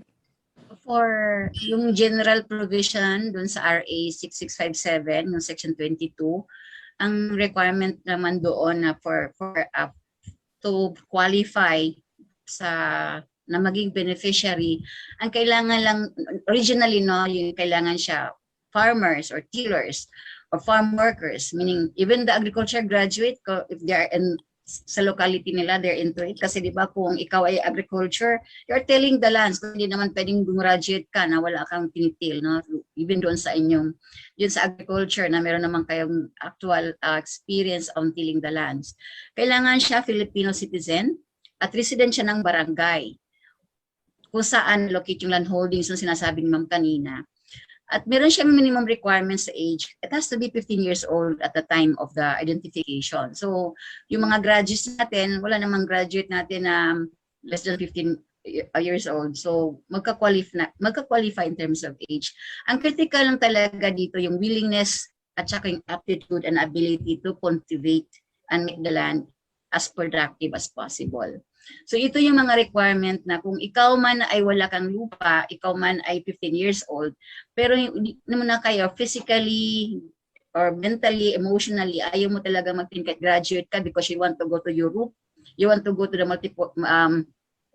yung ating multinational corporation, so wala ka doon. So kahit meron kang ability because graduate ka, so kailangan namin malaman kasi right, once you receive the land, na maging sa'yo na, you're then covered, you're not called as agrarian reform beneficiaries. Kung ayun ay government-owned land, iba ma'am, hindi na siya babayaran. But you have to make that land productive. Sa amin, sa sector namin, sa sector where I am, kasi kasama naman din siya sa implementation namin. Kung ikaw ay ARB, kailangan namin na first cultivating, maintaining, the lands. From that time, it's given to you kasi hanggang kailangan siya ng masustain mo. At critical doon, for you to receive the assistance from DAR, kailangan as a graduate na meron kang kakayanan. Di ba may mga thesis, research paper sila, pwede nilang gamitin yon to really expand their horizon and teach, i-groom nila yung mga farmers. So, ibig sabihin, pag na-receive na yung lupa, instead basta-basta sabi ng ayoko na o ibenta ko na because it's not pwede, it's not doable. So, kailangan dedicated, whole heart sila na you have to be forever, not forever. Some may forever naman talaga as a farmer because ako, parents ko sa farmers, I'm also a forever farmer. Na kailangan mo talaga siyang itilang ang lupa that make that land productive. Pag wala kang ganong sa sistema mo, huwag ka na mag-apply. So for the graduates, alam ko galing ako sa agriculture. Some of my classmates are now in Del Monte, Philippines. Some are somewhere in abroad. So ilan lang ang gusto talaga, no? Because lalo na kung ang isang graduate na inculcate sa father, sa parents na mahirap ang pagtanim ay di biro. So we have to change that concept because you want to, yung isa ko sa challenge na present ko kanina, yung aging farmers, not just the ARBs. So alam natin na during the pandemic, alam mo ba yung pinakabayani ng Pilipinas at the time are the farmers because they're the one producing food. They're the one providing food in our table. So kung ikaw maging ARBs ka, ikaw ay agriculture graduate ka, yun na maging role mo. Make that land productive, help others to make also their land productive. Yes, oo nga po. Thank you so much for clearing that up, ma'am. And yes, kailangan talaga merong commitment yung ating mga DAR beneficiaries. So, meron pa po tayong 5 more questions. Can I add pa? There is also an administrative order issued by the secretary that we do not give to agri-grads only, we also give land holdings to the RR, rebel returnees. Additional input lang yan, RR. Okay, I see. Okay. Salamat po doon sa added information. No? That's actually very parang nakakatulong talaga siya, especially sa ating mga viewers, baka merong nanonood. So, yun. Meron din palang, magbibigay rin pala ang DAR para sa ating mga rebel return. Yeah, that is in relation to the task force LCAC, whole of the nation approach by the President. Thank you. Dagdag lang siguro for more appreciation. Pag government-owned land, yung what referring to ma'am ganina na meron sang anin silang tapan, libre yan ma'am, di ba? Wala. Pero kung sakaling doon sa private land, you have to pay the valuation issued by Land Bank of the Philippines. Yun lang habang ka namin isipin ay lahat ay libre. But kung meron tayong phase 2, ang hoping naman sa mga Congress na free ang bayad. So the government will pay the valuation of the land. Kung yan ay ma-approve yun o ma-enact yung House Bill na yan. Yes, libre ang EO 75, libre, walang bayad. Kahit 5 sentimo, walang bayad yun.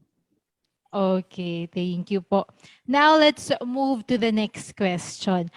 To be approved for land use conversion, what are the criteria used to evaluate the land?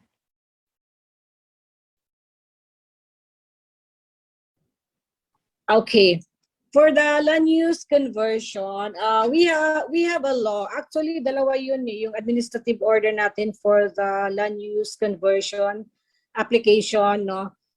There will be an inspection to be conducted, but before that, if it is less than 5 hectares and below, the regional has the jurisdiction to resolve the case or to issue order whether it is to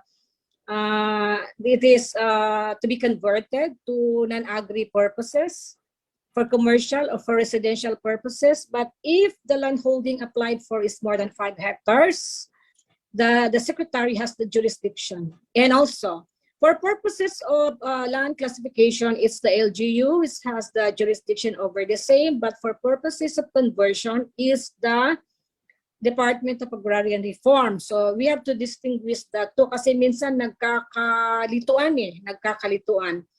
So, merong mga proseso na gagawin yung for the regional office, merong mga proseso na gagawin. There will be inspection of the land holding na hindi na siya feasible for agriculture, na kahit anong gawin mo, hindi na talaga siya feasible na taniman pa ng lupa dahil there are times na yung lupa talaga is magde-deteriorate na talaga siya, na kahit anong gawin mo. I am not really technically expert on that kasi hindi kami kasama during the inspection. Pero yun, talagang tinitingnan nila kung hindi na feasible for agriculture yung land holding, and then there will be a certification from the Department of Agriculture, DA, na yun na nga, hindi na siya suitable for agriculture. So merong maraming proseso na gagawin doon, and then they will make an ocular inspection, make an field investigation report and submit it to the regional director for the regional director to approve the same after after perusal of the documents submitted by the team. So meron po tayong fina-follow as stated in the 2 AOs issued by our secretary. Okay. Thank you po. Anything to add po, si Ma'am Lita? I'm not privy anymore for the new guidelines, but before I was part of yung inspection team for the land conversion. Ang tinitignan naman namin ay kung hindi siya irrigated or non-irrigable. Pag irrigable and irrigated land siya, parang outrightly niya mag-recommend na kami, it's not suitable for conversion. So yun lang naman yung, at the time when I was part of the team, that's long time ago, mga siguro ma'am 20 years ago na. So mas Yes. yes, may bago ng guidelines sa ngayon. So basta pag bumaba kami, ang bawal sa amin na kumain kasi ang landowner.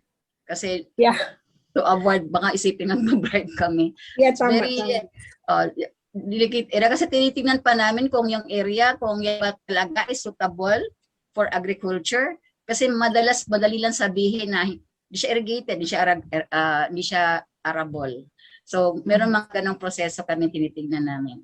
And kasama naman din dyan ang NIA, DA, maraming members din sa conversion committee na yon, technical working group. Tama yan, tama. Talagang cannot be compromised. Once the land holding is irrigated or irrigable, it cannot be compromised. It should not be converted to other purposes, no, except for yung magiging irrigated niya. Because of the food security. Kaya talagang cannot be compromised yan. Okay. Okay po. Thank you. Klarong-klaro po yun, yung mga sagot niyo. Thank you so much for that po. Ito po, somewhat related din to land conversion, but parang different take lang siya. What are DAR's strategies to discourage beneficiaries from applying for land use conversion, if ever po you are doing this? Of course, well, it is true that the DAR has the jurisdiction whether or not to approve conversion application by the landowner. But well, it is true that we are for the farmers, we are for the food security, we are for our heart really belongs to the farmers. It doesn't mean also that we will deprive the developer, the landowners per se, for them to develop their mga properties nila. So we conduct series of information drive to our ARBs, to the landowner. In case you intend to apply for conversion, you do this, you do not do that, hindi basta-basta, no? So sa amin kasi, if the property is really for conversion, talagang kahit anong gawin namin, the result of the investigation is for conversion as gusto ng landowner, hindi naman kami bias. Hindi naman porket, conversion yan, anti-conversion kami. We are not like that because we are, laws na existing na we need to follow. Pero pag makita namin na hindi pwede, kasi once you order conversion, nakaakibay na dyan yung disturbance compensation also. So yun talagang tinitingnan namin. There are some cases sa central office na may mga order of conversion granted pero hindi nakaakiba yung just compensation or disturbance compensation as the case may be, talagang kina-question yun ng mga farmers. Kasi talagang dapat may equivalent amount of money na ibabayad sa mga tenants, sa mga farmers in case that the conversion order will be granted. So yung tanong mo kanina kung paano ano yung, yun na, sinabi ko, information drive, you go to the area, we have this active PARCOM organization in the provinces, no? Like in Misamis Oriental, for example, very active yung PARCOM. Even without my order, pumupunta sila doon sa mga areas, tinitingnan nila kung meron ba mga conversion na ginagawa yung mga landowner, ay mag-Bisaya din ko, kung nabay conversion naghihimo ang mga landowner without applying for conversion before the regional director or before the secretary. Kasi earth movement lang earth movement na, that constitute premature conversion, and premature conversion is a criminal case, no? Once also you applied for conversion and wala ka pang conversion order, you're still waiting for the conversion order, hindi mo pwedeng galawin yung area, otherwise you'll be charged of illegal conversion. So talagang the order from the secretary or from the regional director is really material. Now, you cannot make any earth movement without a conversion order from the two offices.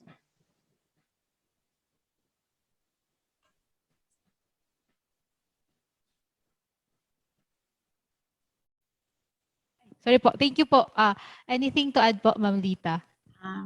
Yung other strategy of the department, particularly in programming, kasi nakikita na yung issue na yan na at the implementation of CARP, yung sabi natin ng land issue at saka yung conversion, illegal selling, ang parang part ng proactive role ng DAR ay kaya kami ngayon sa RA 700 nagbigay sa ng mga subsidy yung mga pag may lupa na, yung part ng directive namin secretary, pag nabigay na ang lupa, dapat may support services. So yun nakita namin na kung ang new owner ngayon, meron siyang subsidy in terms of farm inputs, mabigyan siya ng farm tools, mabigyan siya ng opportunity ng livelihood niya, at mabigyan siya ng access to credit kung kailangan ng financing. So yung mga nakikita namin, that would help them, that will discourage them to sell the land. If the reason for them selling the land kasi hindi nila mako-cultivate ang maayos, wala silang financing, wala silang kakayanan. So yung support services delivery, yung ABDSP, yun sanang tugon doon sa issue na yun para hindi nila yun maibenta. But recognizing also the limitation ng aming budget sa department, kaya always trying to seek assistance from other agencies to help. Dahil nga, kung mapapansin mo, pakapiranggot lang ang budget ng DAR compare sa buong national budget natin. But in terms of strategy, we're looking at that positioning na kailangan matulungan talaga sila sa kanilang lupa once they receive the land. Okay, yes. Thank you so much po for those answers. Now, let's go to the next question. Tatlo na lang po talaga. 3 questions na lang po and then we're done. So, sorry kasi overtime na talaga tayo. But ito po, a question from one of our faculty members here in XUCA from Engineer Elenito Duran. Sabi po niya, thanks for the presentations from our honorable DAR resource speakers. Based on the programs presented, may we know some specific major results in terms of the improvement of the quality of life of the beneficiaries of DAR programs? Because quality of life is one of the better indicators of success of a program like what DAR is implementing. In terms of economic results, pag sabihin namin income level, sa ngayon, lalo na sa pandemic, even a few years, hindi namin siya kasi kailangan siya ng survey. But we have proxy indicator. What do we think sa quality of life nila? Because they have now the asset. Kaya ngayon, most of our ARBs, hindi sa pwede sa 4Ps na program because they have the asset. And second, if yung kanilang, they have food on the table, nutritious food that they have to eat. Those are food na pag sa farmer siya, hindi niya sinasabing kumikita siya kasi hindi niya ma-quantify. But that proxy indicator, the health condition ng nutritious food. And then yung incremental kasi ang part ng aming program that has to be market-oriented. So yung linking them to market, to give at least premium price. Ang indicator namin ngayon, kasi sila yung nagsusupply sa feeding program of the government, yung kumikita sila doon kaysa ng wastage ang kanilang products at nagkaroon ng value adding rather than just a plant and harvest and sell. So meron mga ganong initiative, pero in terms of specific, in terms of kaano talagang kita economically, hindi namin sasangayon ma-measure, but in terms of yung social preparedness, alam mo bang maraming ERBs na nasa local government na, nasa ano na sila, barangay captain, they're active now in group organizations, they are bar chairpersons, sila, yung in terms socially, yung social functioning nila, they're able to build that confidence because yung part na nabigay sa kanila. And they're able also, kasi kung sila ERB, ang part ng social being na makikita mo, they're able to access assistance from other agencies na natulungan sila doon sa kanilang to maintain their ecology. So yung mga ganong interventions na hindi lang po there because into one nation approach.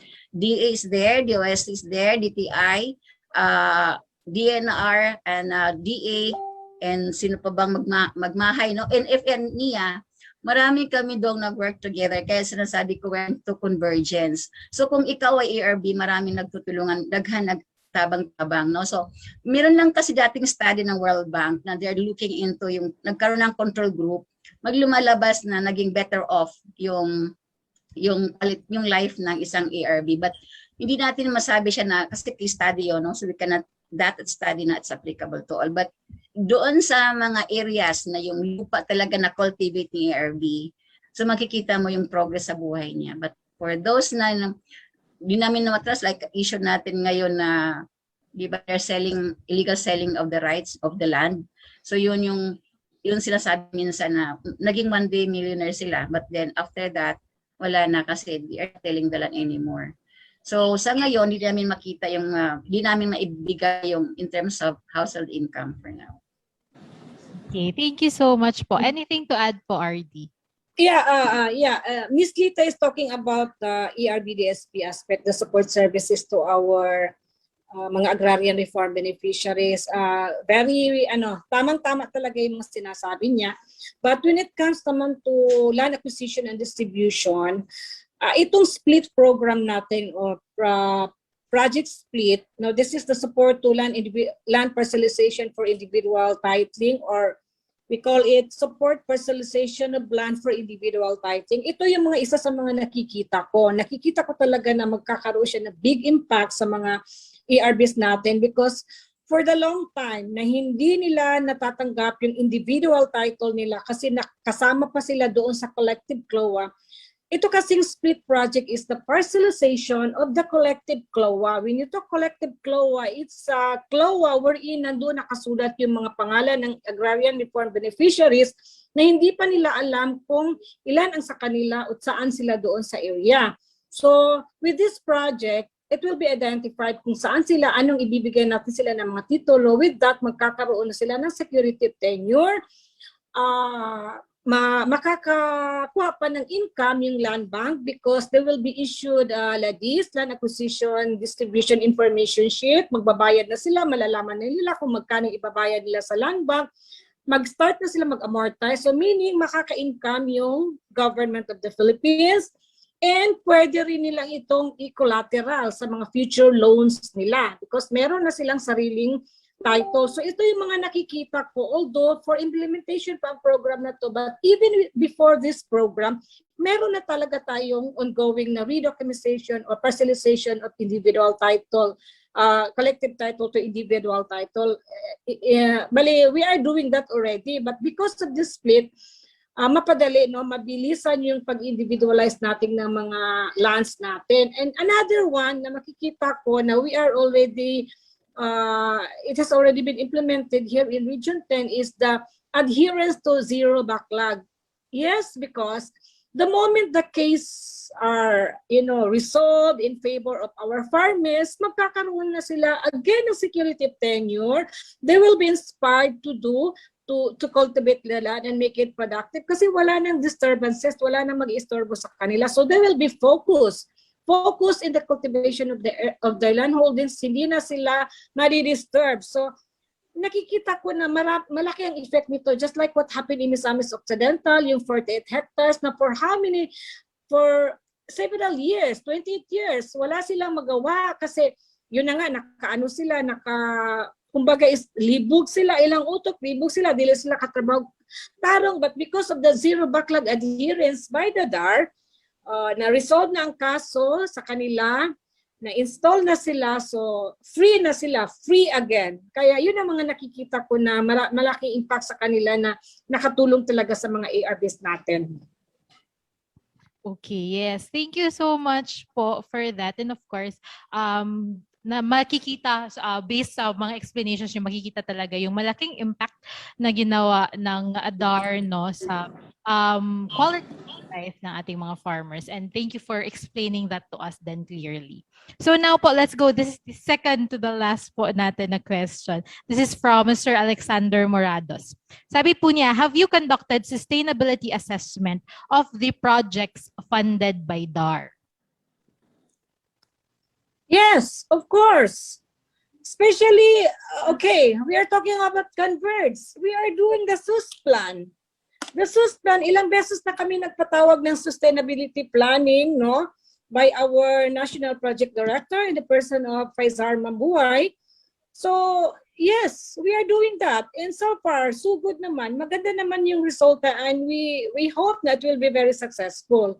And every project na mag-i-end, di ba, nakaakibat na doon yung sustainability planning. So we are doing that. We are doing that here in Region 10, especially with the Converge project. Okay po. How about po, Ma'am Lita? Anything to add po to the question? I-highlight ko lang yung saan natin si Ms. Ma'am Glenda kasama namin. Alam ko she's listening right now. Meron kaming project no Links Farm, Linking Farmers to Market. That was initiated by yung Catholic Relief Service. Meron kaming phase 1 and 2 and 3. And every phase ng aming partnership, meron yung sustainability assessment. So kung ano nakita ng kakulangan doon, kaya nagkaroon kami ng phase 2 kasi nga may kulang. Nagkaroon kami ng phase 3 because nakikita namin doon sa interventions na ginawa, nanap ka na ng market, yung binibigyan mo na sila ng paano sila kumita, yung farm productivity, paano yung production module, paano nila kukomputin, hindi sila malulugi. May isang component doon sa value chain na hindi nabigyan sa phases na yon. So, nandun yung financing. So, yun yung every time mag-end ang isang project, meron talaga siyang assessment kung saan siya kulang, kung enough na ba siya, it's worth ba to continue. Kung anong kulang, dinagdagan siya. So, part siya ng isang project implementation at the onset of the project, kasi may lag frame naman yan, at the onset kailangan makikita na kasi para pagdating sa end of project ang impact assessment makita. But if you're talking naman kasi buong program ng departamento, wala, kung by project tayo meron tayong ganun. Meron tayong mga case study for World Bank, FAO, and UN on some aspect. Pero kung project-based ang pag-usapan natin, foreign assisted at saka local, meron talaga siyang sustainability assessment at the end of the project. Okay, thank you so much po for clearing that up. Now, this is our last question po. Ito po, with the Mandanas ruling, what DAR programs will be devolved to the LGUs? Are we not preempting the implementation of IRR here? Actually, there was an opinion. There was an opinion from DBM that agrarian is a national program at it should be devolved because under the Devolution Act, malinaw naman kung anong mga programs ang na-devolve sa local government. So we're looking up na pag matapos yung IRR, hindi kami ma-devolve because there were apprehension na baka ang land tenure improvement lang o LTSP lang, yung land distribution, yung maiwan. Tapos yung support services ay mailipat sa DA at saka yung adjudication papunta sa LRA, sum of agency. But then naghingi kami ng opinion sa DBM. Ang opinion nila ay hindi kami po-cover. Kaya meron pa rin kaming budget for the 2022 and then looking forward because kaya nga merong phase 2 ng CARP Kasi it's enshrined in the Constitution. Kasi kung isipin mo na ang land distribution, ang agrarian ay will be handled by the LGU and they are landowners.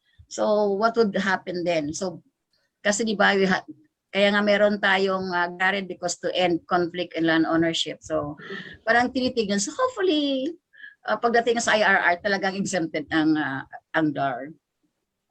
Yes, Yes. that's right. Okay. So waiting pala tayo sa IRR. Mm-mm.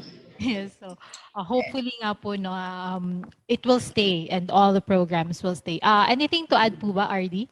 Yeah, actually, I hope that will not be included in the Mandanas ruling. No, pero in the initial mga publications na nakikita ko so far, parang hindi kasama palagi ang Department of Agrarian Reform. Pero yeah, because we are the only department na expert on land acquisition and distribution, as mentioned by Ma'am Lita, pangit naman kung ang mag-implement ng land acquisition and distribution is the LGU, na mostly sila yung mga landowners, no? So it will be, you know, adding insult to the injury. And then for the resolution of cases naman, yung second component natin, very specific naman yung mga laws natin that only DAR are expert on this. So mahirap na, pag-aralan pa ng ibang department, mahirap na talaga. So yun na nga, yung worry ni Miss Lita, yung support services, pero I'm sure magagalit si Yusek Emily niya. Hindi papayag yun. Kaya hindi kami ng opinion sa DBM, ma'am, because of that. Sana. But since included pa rin kayo sa budget and support services, so meron pa. Let's just pray na will not be included. Kasi marami pa tayong gagawin sa DAR. Marami pa tayong pwedeng gawin sa DAR na hindi kayang gawin ng iba. Sorry. Ang take lang kasi namin dyan ay pag sinasabi mong farmers, that's for DA. But if you're talking of ARBs, that's for DAR. Is for so, DAR. Very exclusive. At yun yung ARBs, kung doon sa sector ng agriculture, sila yung classified as the poor. Yun yung ating mga ARBs because hindi naman sila ganoon kalaki yung kanilang lupain. Lalo na ngayon, ma'am, hindi naman lahat nagkaroon ng 3 hectares. Yes. 1 hectare na nga lang halos. In terms of mga empleyado, no? Meron tayo up to the barangay level. Kaya mahirap. Hindi tayo papayag.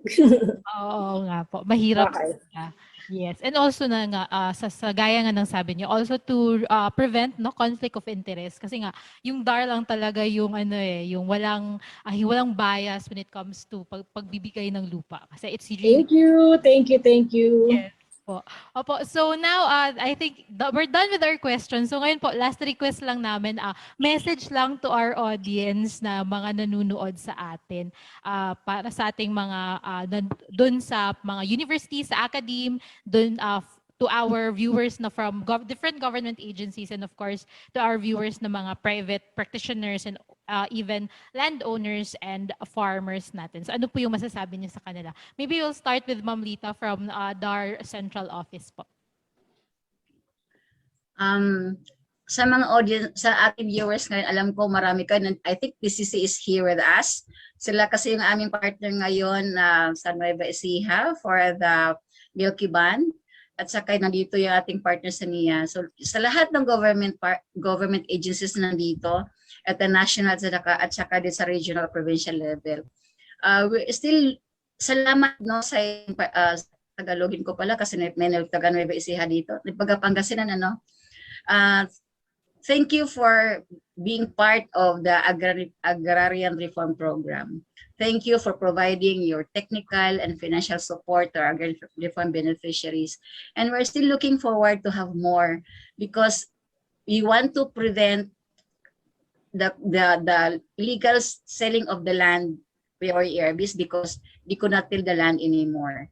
And we're trying to encourage new graduates, new breed of farmers to really cultivate the land kasi ang mawawala sa kanilang mindset na hindi madali ang magtanim.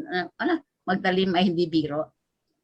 And for the academe and alam ko sa agriculture sa Xavier may college na kayo for agriculture but sana sa lahat ng state I'll continue pushing for that course kasi yun ang talaga ang pag-asa ng bayan at have to maintain kasi agricultural nation tayo. We are not making robots and we are making food. So sa lahat, sana kami lahat sa government, lalo na kami sa DAR, we've been dedicated for that. And di ko talaga maiwasan no na magpasalamat sa agriculture and because you're bringing back my memories kasi nung ako ay estudyante pa po yan sa Xavier, it was not yet an Ateneo de Cagayan, it was still a Xavier University, and I was really wishing to go back every time meron tayong homecoming, pero ang homecoming kasi natin is not scheduled for me to go home kasi it's earlier than the Christmas break, and I hope to be mas marami sanang graduates of Xavier University regardless of courses to help the government in all the programs because we believe of what is been inculcated to the students na yung mga tinuturo nyo sa amin, dala-dala namin yan hanggang pagtanda namin. So thank you for the invitation and good luck for your next webinar. Yes, thank you so much din po, Ma'am Lita Rosales. Now po, let's go to RD Zoraida Macadindang po. Thank you.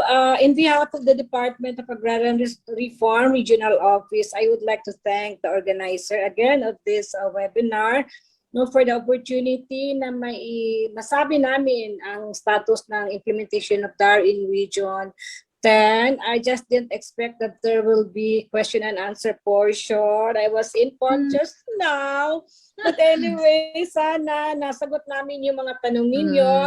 Again, with regard sa mga agri-grad as emphasized by Ms. Lita, alam mo si Ma'am Lita talagang yan ang hero ko sa central office kasi siya yung nagtuturo sa akin sa mga problema ko doon sa Mimaropa. Palagi namin i-invite yan. Thank you again, Ma'am Lita. And sana ma-invite ka rin namin dito in Region 10.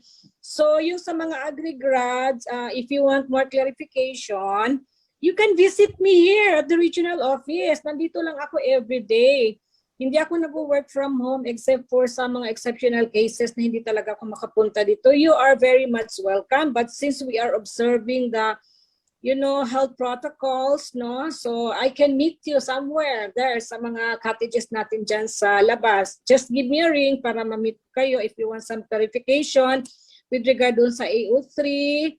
No, so sa ating mga farmers who are listening right now, kapit lang, salamat kayo sa pagtiwala ninyo sa Department of Agrarian Reform. Sa ako na ginasulti kanunay every time na mag-distribute ni Yuta, no nga kamo ang among real heroes. Kung wala kamo mga farmers, wala ang Department of Agrarian Reform. So mintras na amo diha nagpalayo mo sa DAR, na amo permi sa diha mo sa inyo ang area as our farmers. ARBs na mo magpabilin ang Department of Agrarian Reform. Kung kinahanglan pa ninyo magpabilin gyapon ang DAR. So salamat kaayo. Kapit lang, mabuhay kayong lahat and God bless you all. Thank you po.